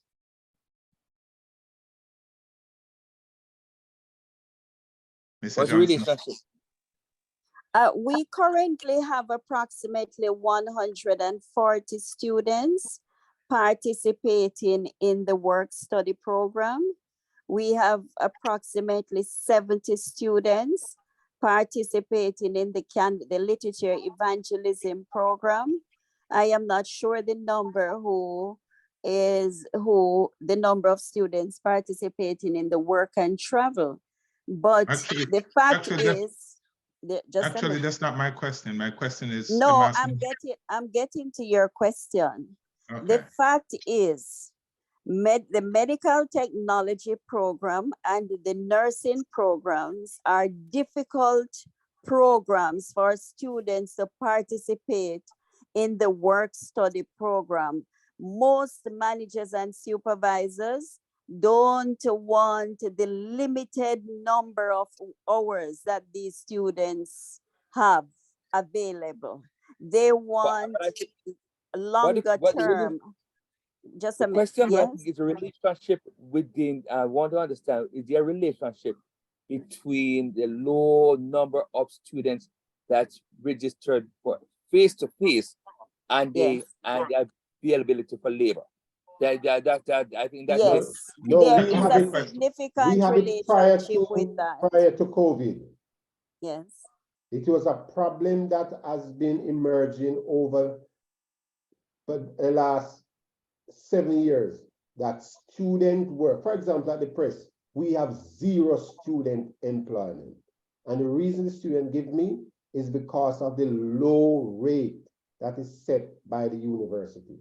I am saying that since we can't pay them that economic rate, then scholarships should be used to augment the rate so that it becomes viable to get an industrial education while you are getting an academic one. And Well, that is Mr. Johnson, Mr. Sir. Johnson, isn't there a link between productivity and wages? What about the sales from the industries? They can't increase wage if sales are low. No, sir. In other words, I should not be paying a student less than what I'm paying a normal worker in the press. Because when you come to the press, you're not a student, you're a worker.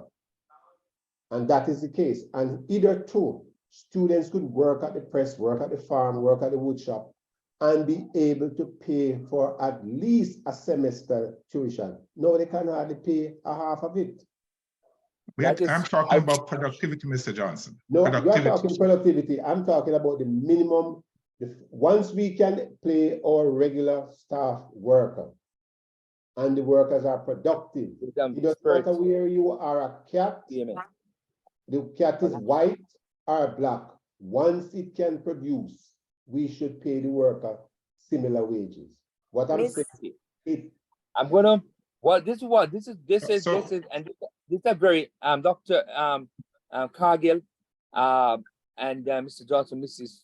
Fraser. I think this is something that we may need to continue to because there are other there by virtue of where I sit as on the board and being a part of the industry subcommittee, there are other factors that I can see playing in, and you in terms of what Dr. Cargill is sharing, the other factors playing into.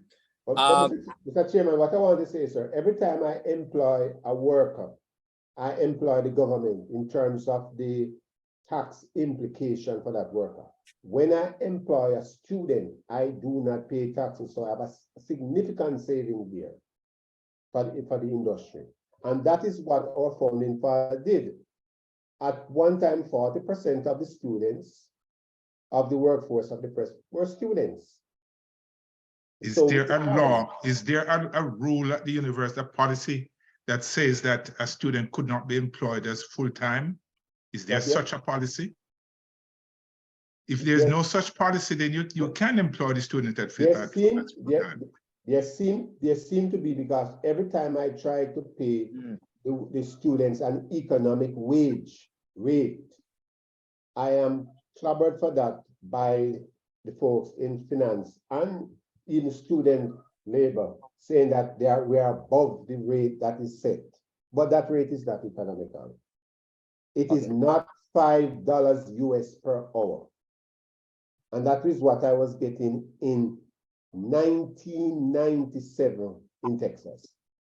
And we are not at $5 US per hour yet. So I think what and I'm gonna acknowledge Bert, I'm gonna acknowledge you, Nick.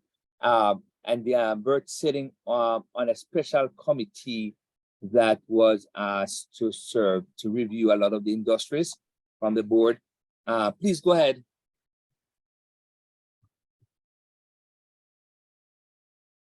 Dr. Okay, I have to unmute.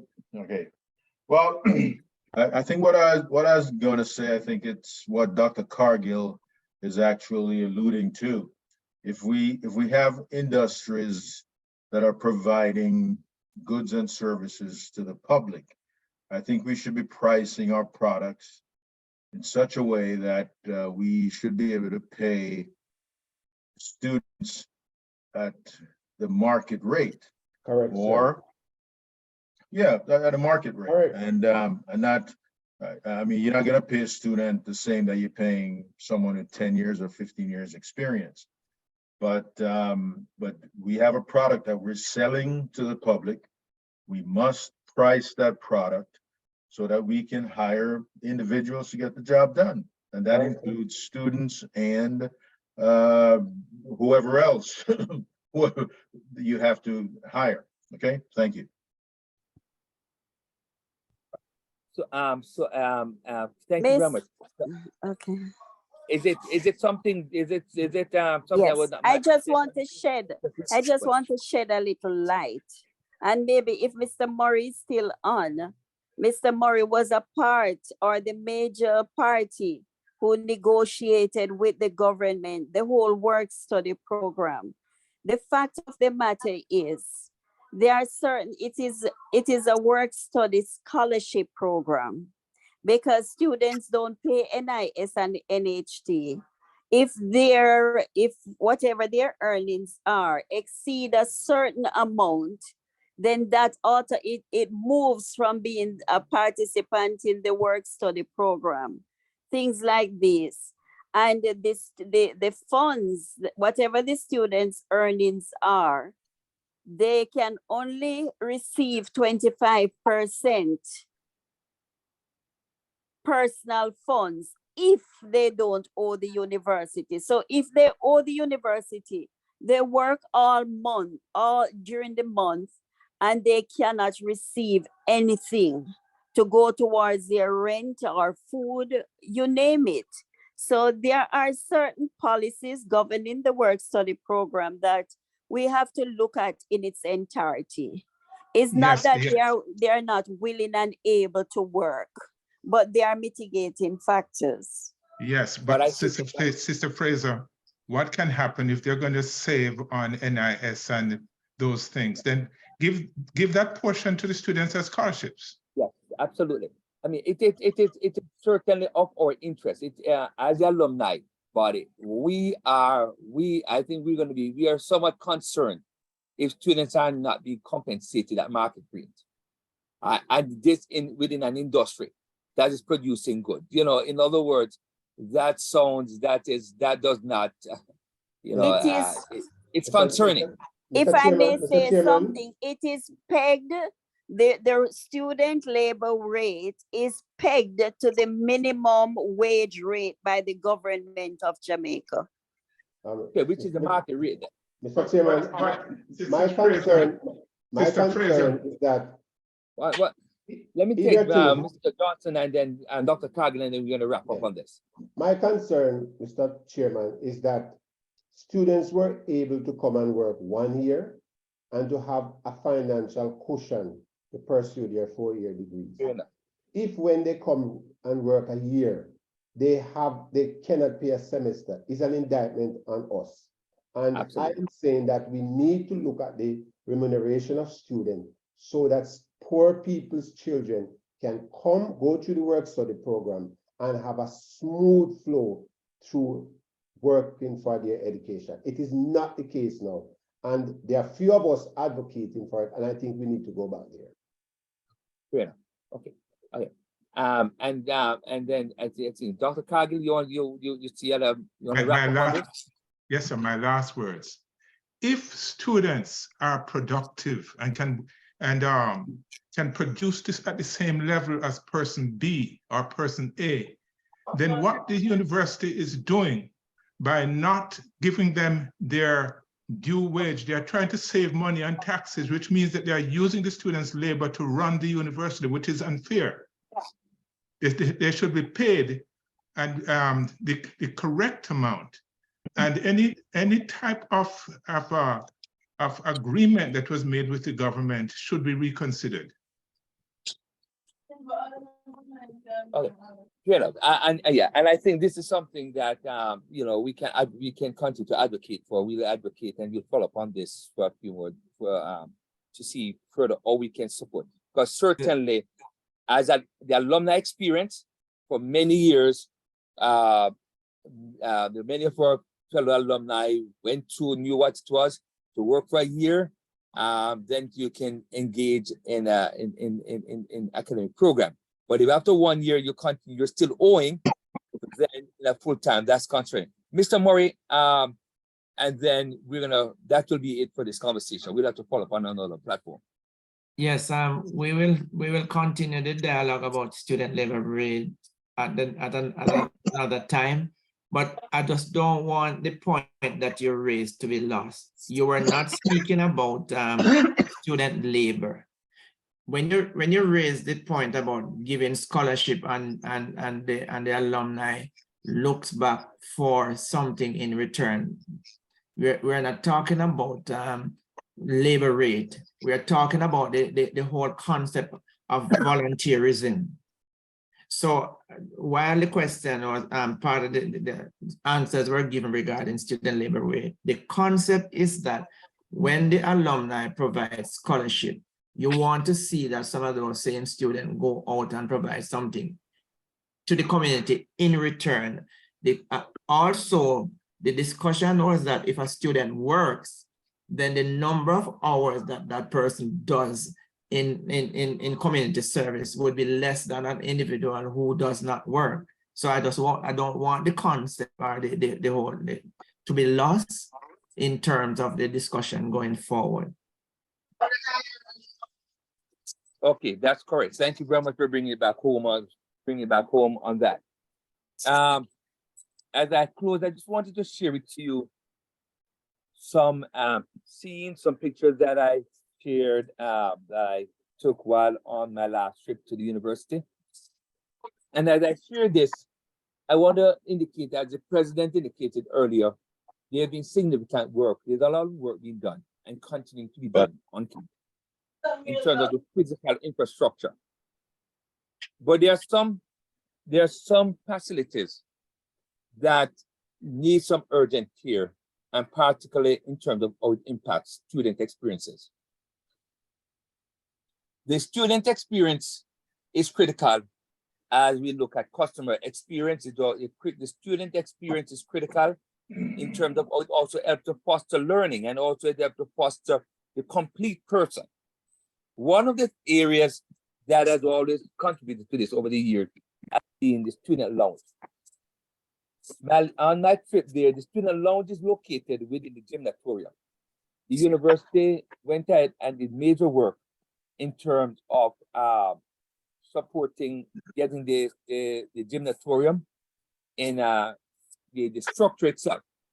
But these are some pictures within the student lounge that students are not able to utilize now. I just wanted to share it to you. And this is due to the building being closed for quite a while. This is the gym. Certainly, you can imagine that students being on campus, at some time they need to be doing some workout. While out there are quite a few students that came by. They saw us in the gym there.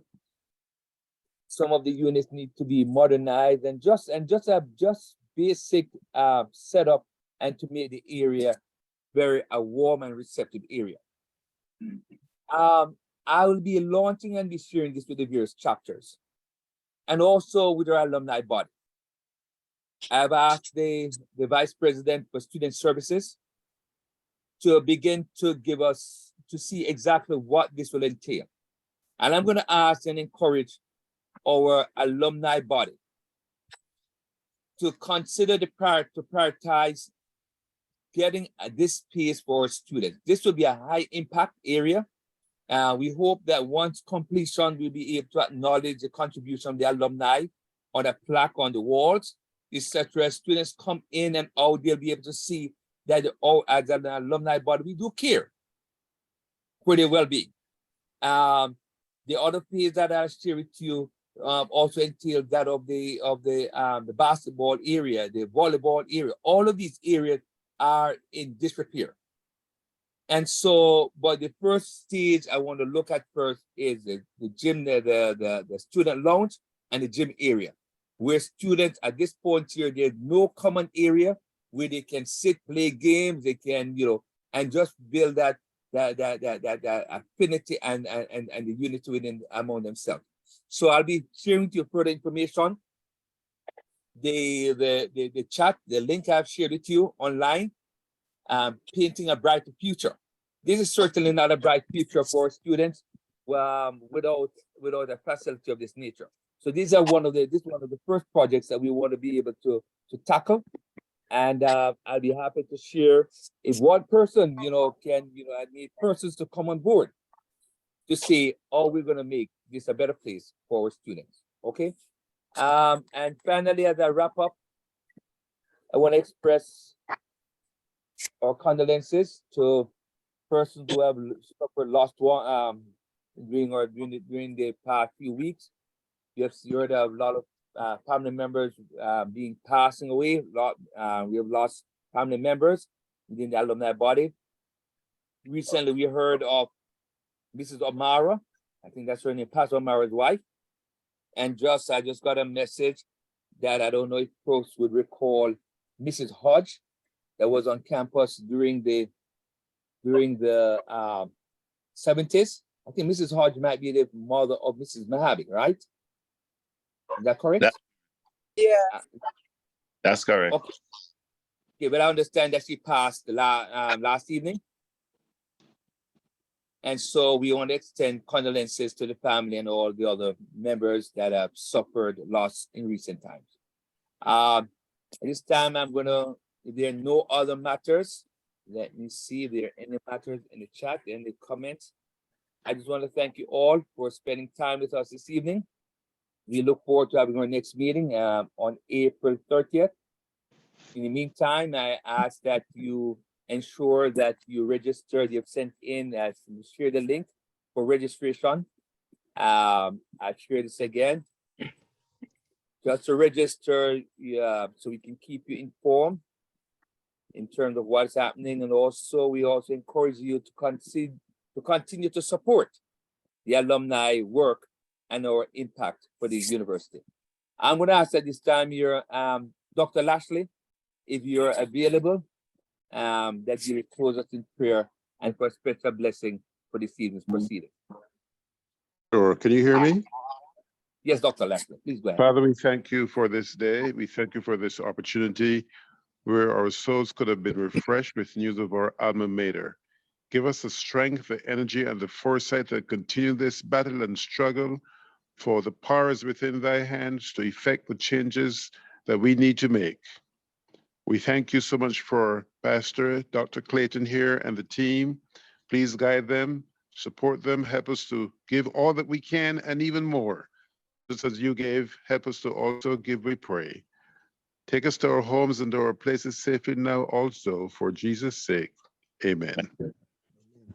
Amen. Amen, amen, amen. Thank you very much. Amen.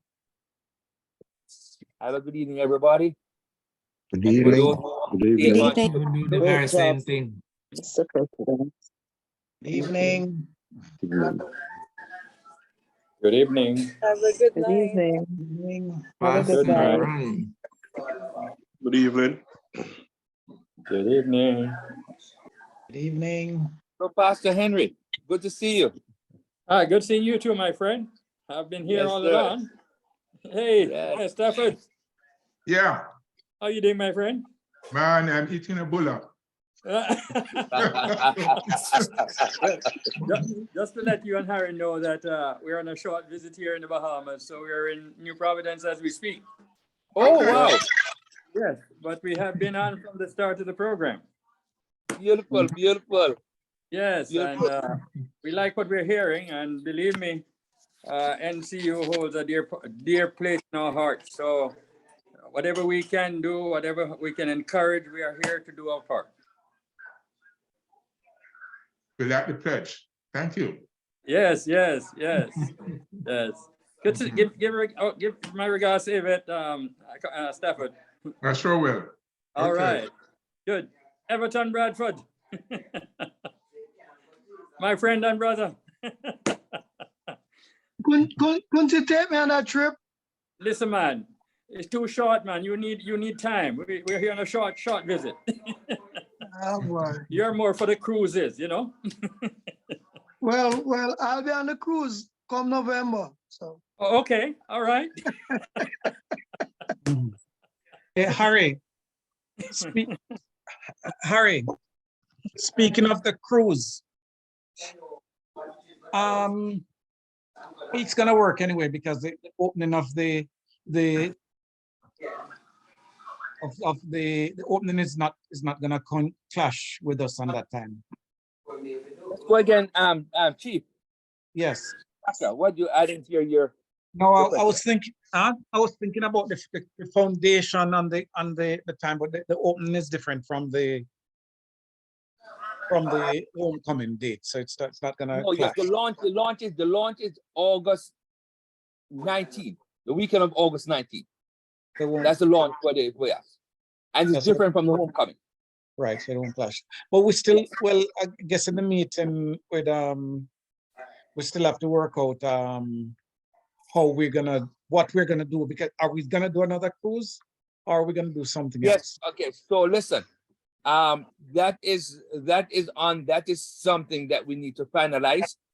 And so I think what you want to do, Pacha, pull your team together, and so we can confirm and get this out in due season. The cruise most likely is gonna have to be in 2024. We cannot go into 2025 with it, because 2025 will be GC. So you want to work on this and look at this cruise here. Possibly the possible date that we're looking at is sometime early next year, February or March. And that at that time, that's a good time to do a cruise when folks can get to leave New York and other places and come down and get some warm.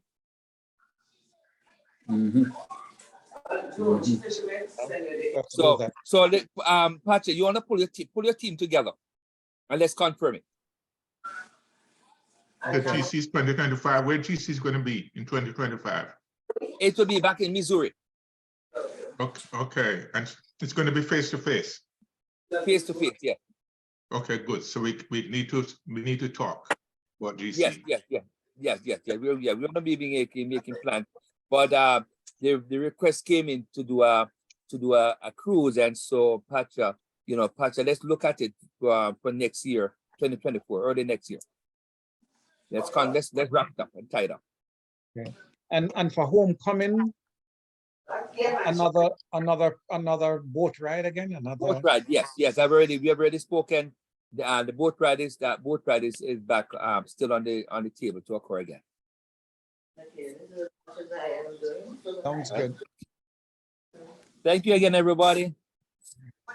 Yeah. All the best. Good job, Mr. President. Thank you for the support. Thank you, sir, for the support, my brother. Yeah. Love to your families. Wish you well, guys. Thank you, and enjoy yourself. Continue to enjoy yourself. Okay, dinner time. You'll do, sir. Pacha, Yeah, man. what's up, Chief? Everything good. Good. Good to see you, have. I run in and out. Ronnie. Say hello for me, sir. Yeah, man, will do. All right. Running to Pacha. the cook. Yes. Pacha, Yes, ma'am. Who's this? I saw fire. how are you doing? Yes, that's me. Oh, Mrs. Henry. Yes, ma'am. Everything's good. Yes, everything is good. Yes. Good to see you. Yes. Good I hope meeting you get back to Jamaica. Give them another month or two. All right, good. Yeah, so you'll see us up that side again. All right, dear. Yes, ma'am. Yeah. All right. All And right, Richie, John. yes. I'm Mr. Bradford, you're staying up. You're not coming down. You're When? not coming down When? for the year.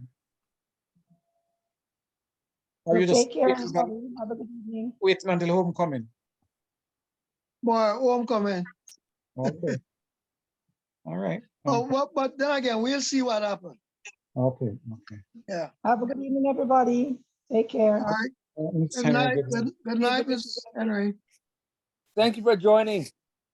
Yes. All right, Mr. President. We will talk.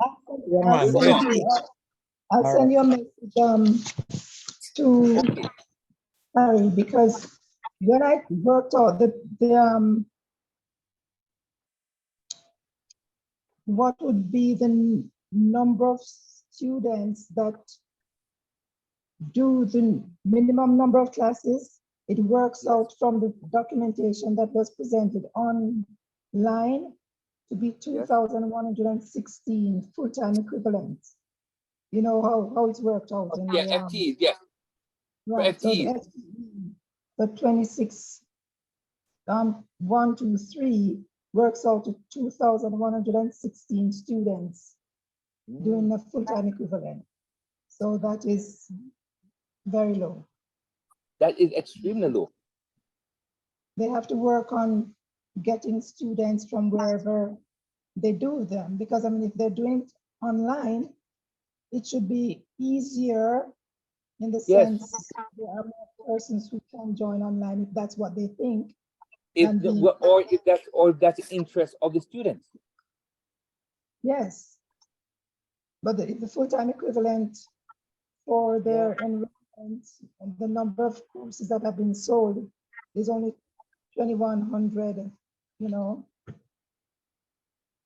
It's difficult No, that to. is that is too low. Yes. But that was what was presented in the president's report. Yeah, yeah. That's what the FTE up from. It wasn't worked out as FTE, but you know, having been a director of admissions and records, that was the first thing I looked at to work that out. Anyhow. A lot of work to do. Lots and lots and lots of work needs to be There's done. there's absolute, I mean, it's there. Without saying it, you know, and the president somewhat alluded to it, that, you know, even in terms of the registration numbers now, you know, not even being able to share that now, because it is concerning. It's Yes, concerning. because that was last semester. Yeah. So the FTE last semester was 2,116. Yeah, which is still low. That's extremely So, low. And if it's lower in the second semester than it is in the first, then it's disconcerting to say the least. All right. Have a good evening, everybody. Take care. We'll follow up on this. Thank you very much again. All the best. And we'll talk. Bye-bye. Bye, everybody. Is that Sister Bev Henry? Yes, it is. How are you? I'm well, thanks. I left my gift in Jamaica that I got. Yes, I know, Grace Ann, and I've been asking for your address so I can send it to you. So no, hold on. Don't worry. I'll get it for her. She wants me to have it. Hi, Grace Ann. It's Yvonne. Hi. It's who? Grace Ann. Twin. Yeah. It's Yvonne. Who is it? Yvonne. Yvonne. Which Yvonne? Carnegie. Carnegie. Oh, hi. How are you? I'm good. Good to hear you. You too. And your friend just came off, I think. Oh, she just came off? I spoke to her last night. Oh, okay. Yeah. I'm on the road, but I was listening. It was a good meeting. Yes, it was. It actually was. Very good. Lots of work to do, though. Yes. But I hear Jono is concerned with and the rest of us, we did manual arts and it worked out for us, and I'm sure that it will work for the students too. If But they what get they forget is that it's only 2 hours per week. It is not. What they forget is that manual arts is only 2 hours per week. Right. So it's not something, but at least what I find is when I get the requests here, it's like an entitlement. People are calling you. I need somebody. Can you find a sponsor for me? Because I need help to pay my school fee. They're not trying to do any work there. They're just trying to get free money. Don't worry, I have the same thing. They call me when it is almost time for the exam. Yeah, And right, so right. student owes $400,000, can I help them to clear their bill? So, I know. So if we, but if they get back this program on track, at least people will be more willing to help. I think based on, you know, my experience, people are more willing to help if they know that students are actually helping themselves also, trying to help themselves. and I just say something with respect to the persons who are at the extension sites. I don't know what happens now, so I'm only speaking of past experience since I was the one who started the programs. Where those persons were working full-time and taking classes in the evening, 5:30 to 8:30. Right. So they were not required to do manual arts because they were working full-time. Okay, yes. I'd say that the persons on the extension sites, unless there is something else that happens there now, I don't know what happened, so more past experience. Right, So right. when I started the program at all the sites, then they would not be required to do the 2 hours of manual development as we Right. call. So we're not expecting people to come plant corn and peas and that sort of thing on campus.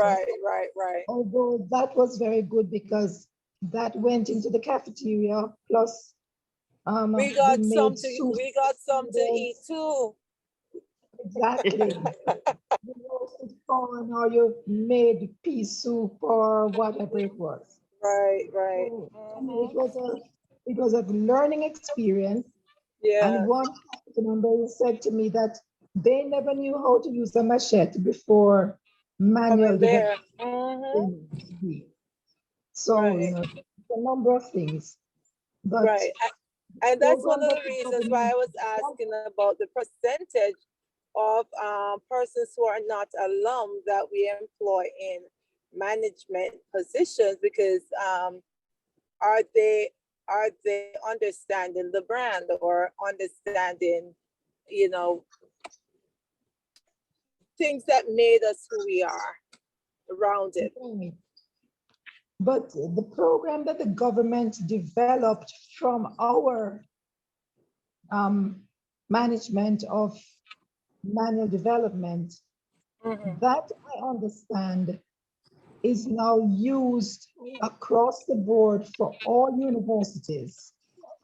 Wow. When there is a certification that the persons have completed X number of hours, I think it is 200 hours. I stand corrected on the figure.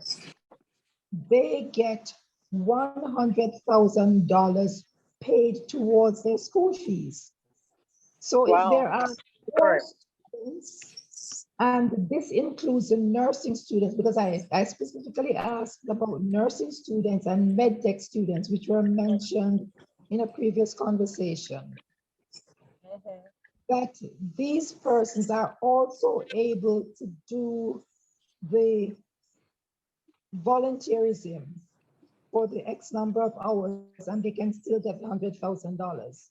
So we should not negate that. But Mr. Murray can shed light on that, because I was asking the students, because I chair the Nursing Education Advisory Committee for the university. And when students are concerned about not being able to pay their fees, one of the questions I now ask them, have you done this program, which is set up by the government? This money is paid by the government directly to your school fees. And many of them say no. I said, well, you need to check it out, because this is not free money. You have to do work for it, but at least it's available. And you can volunteer various, they have a listing of things that you can do and places that you can be. And it has to be certified that you have attended and you have performed the duties that have been set out for you to do. So it's not that Mr. Murray's not on the call right now, but you could probably, it's something you may want to follow up with him on it. No, what I'm saying is for the wider alumni, Yeah. who know that there is this that is available, then Mr. Murray Right. can provide that information through the foundation. Use the right 2 lanes to keep right 2 Belt Parkway west toward Kennedy Airport, Okay, have a Brooklyn. good night, everyone. All righty, night, night. Thank you so much. Have a good night. Harry, thanks for keeping it open. Have a good night. Bye, Carl. Night, night. Hey, Harry, if you get the chance, give me a call.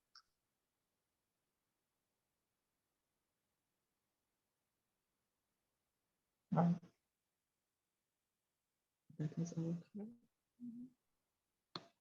I can't, there's a glare from here, so all I can see is.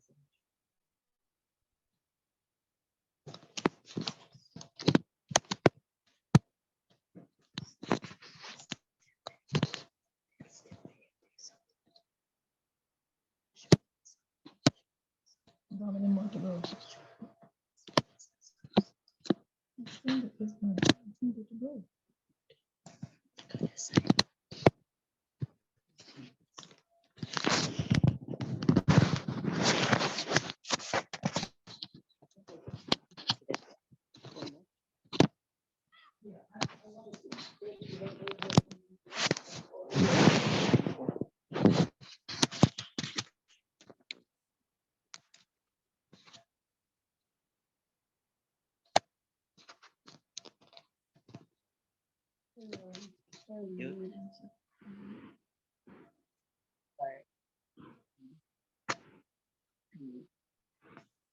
Oh.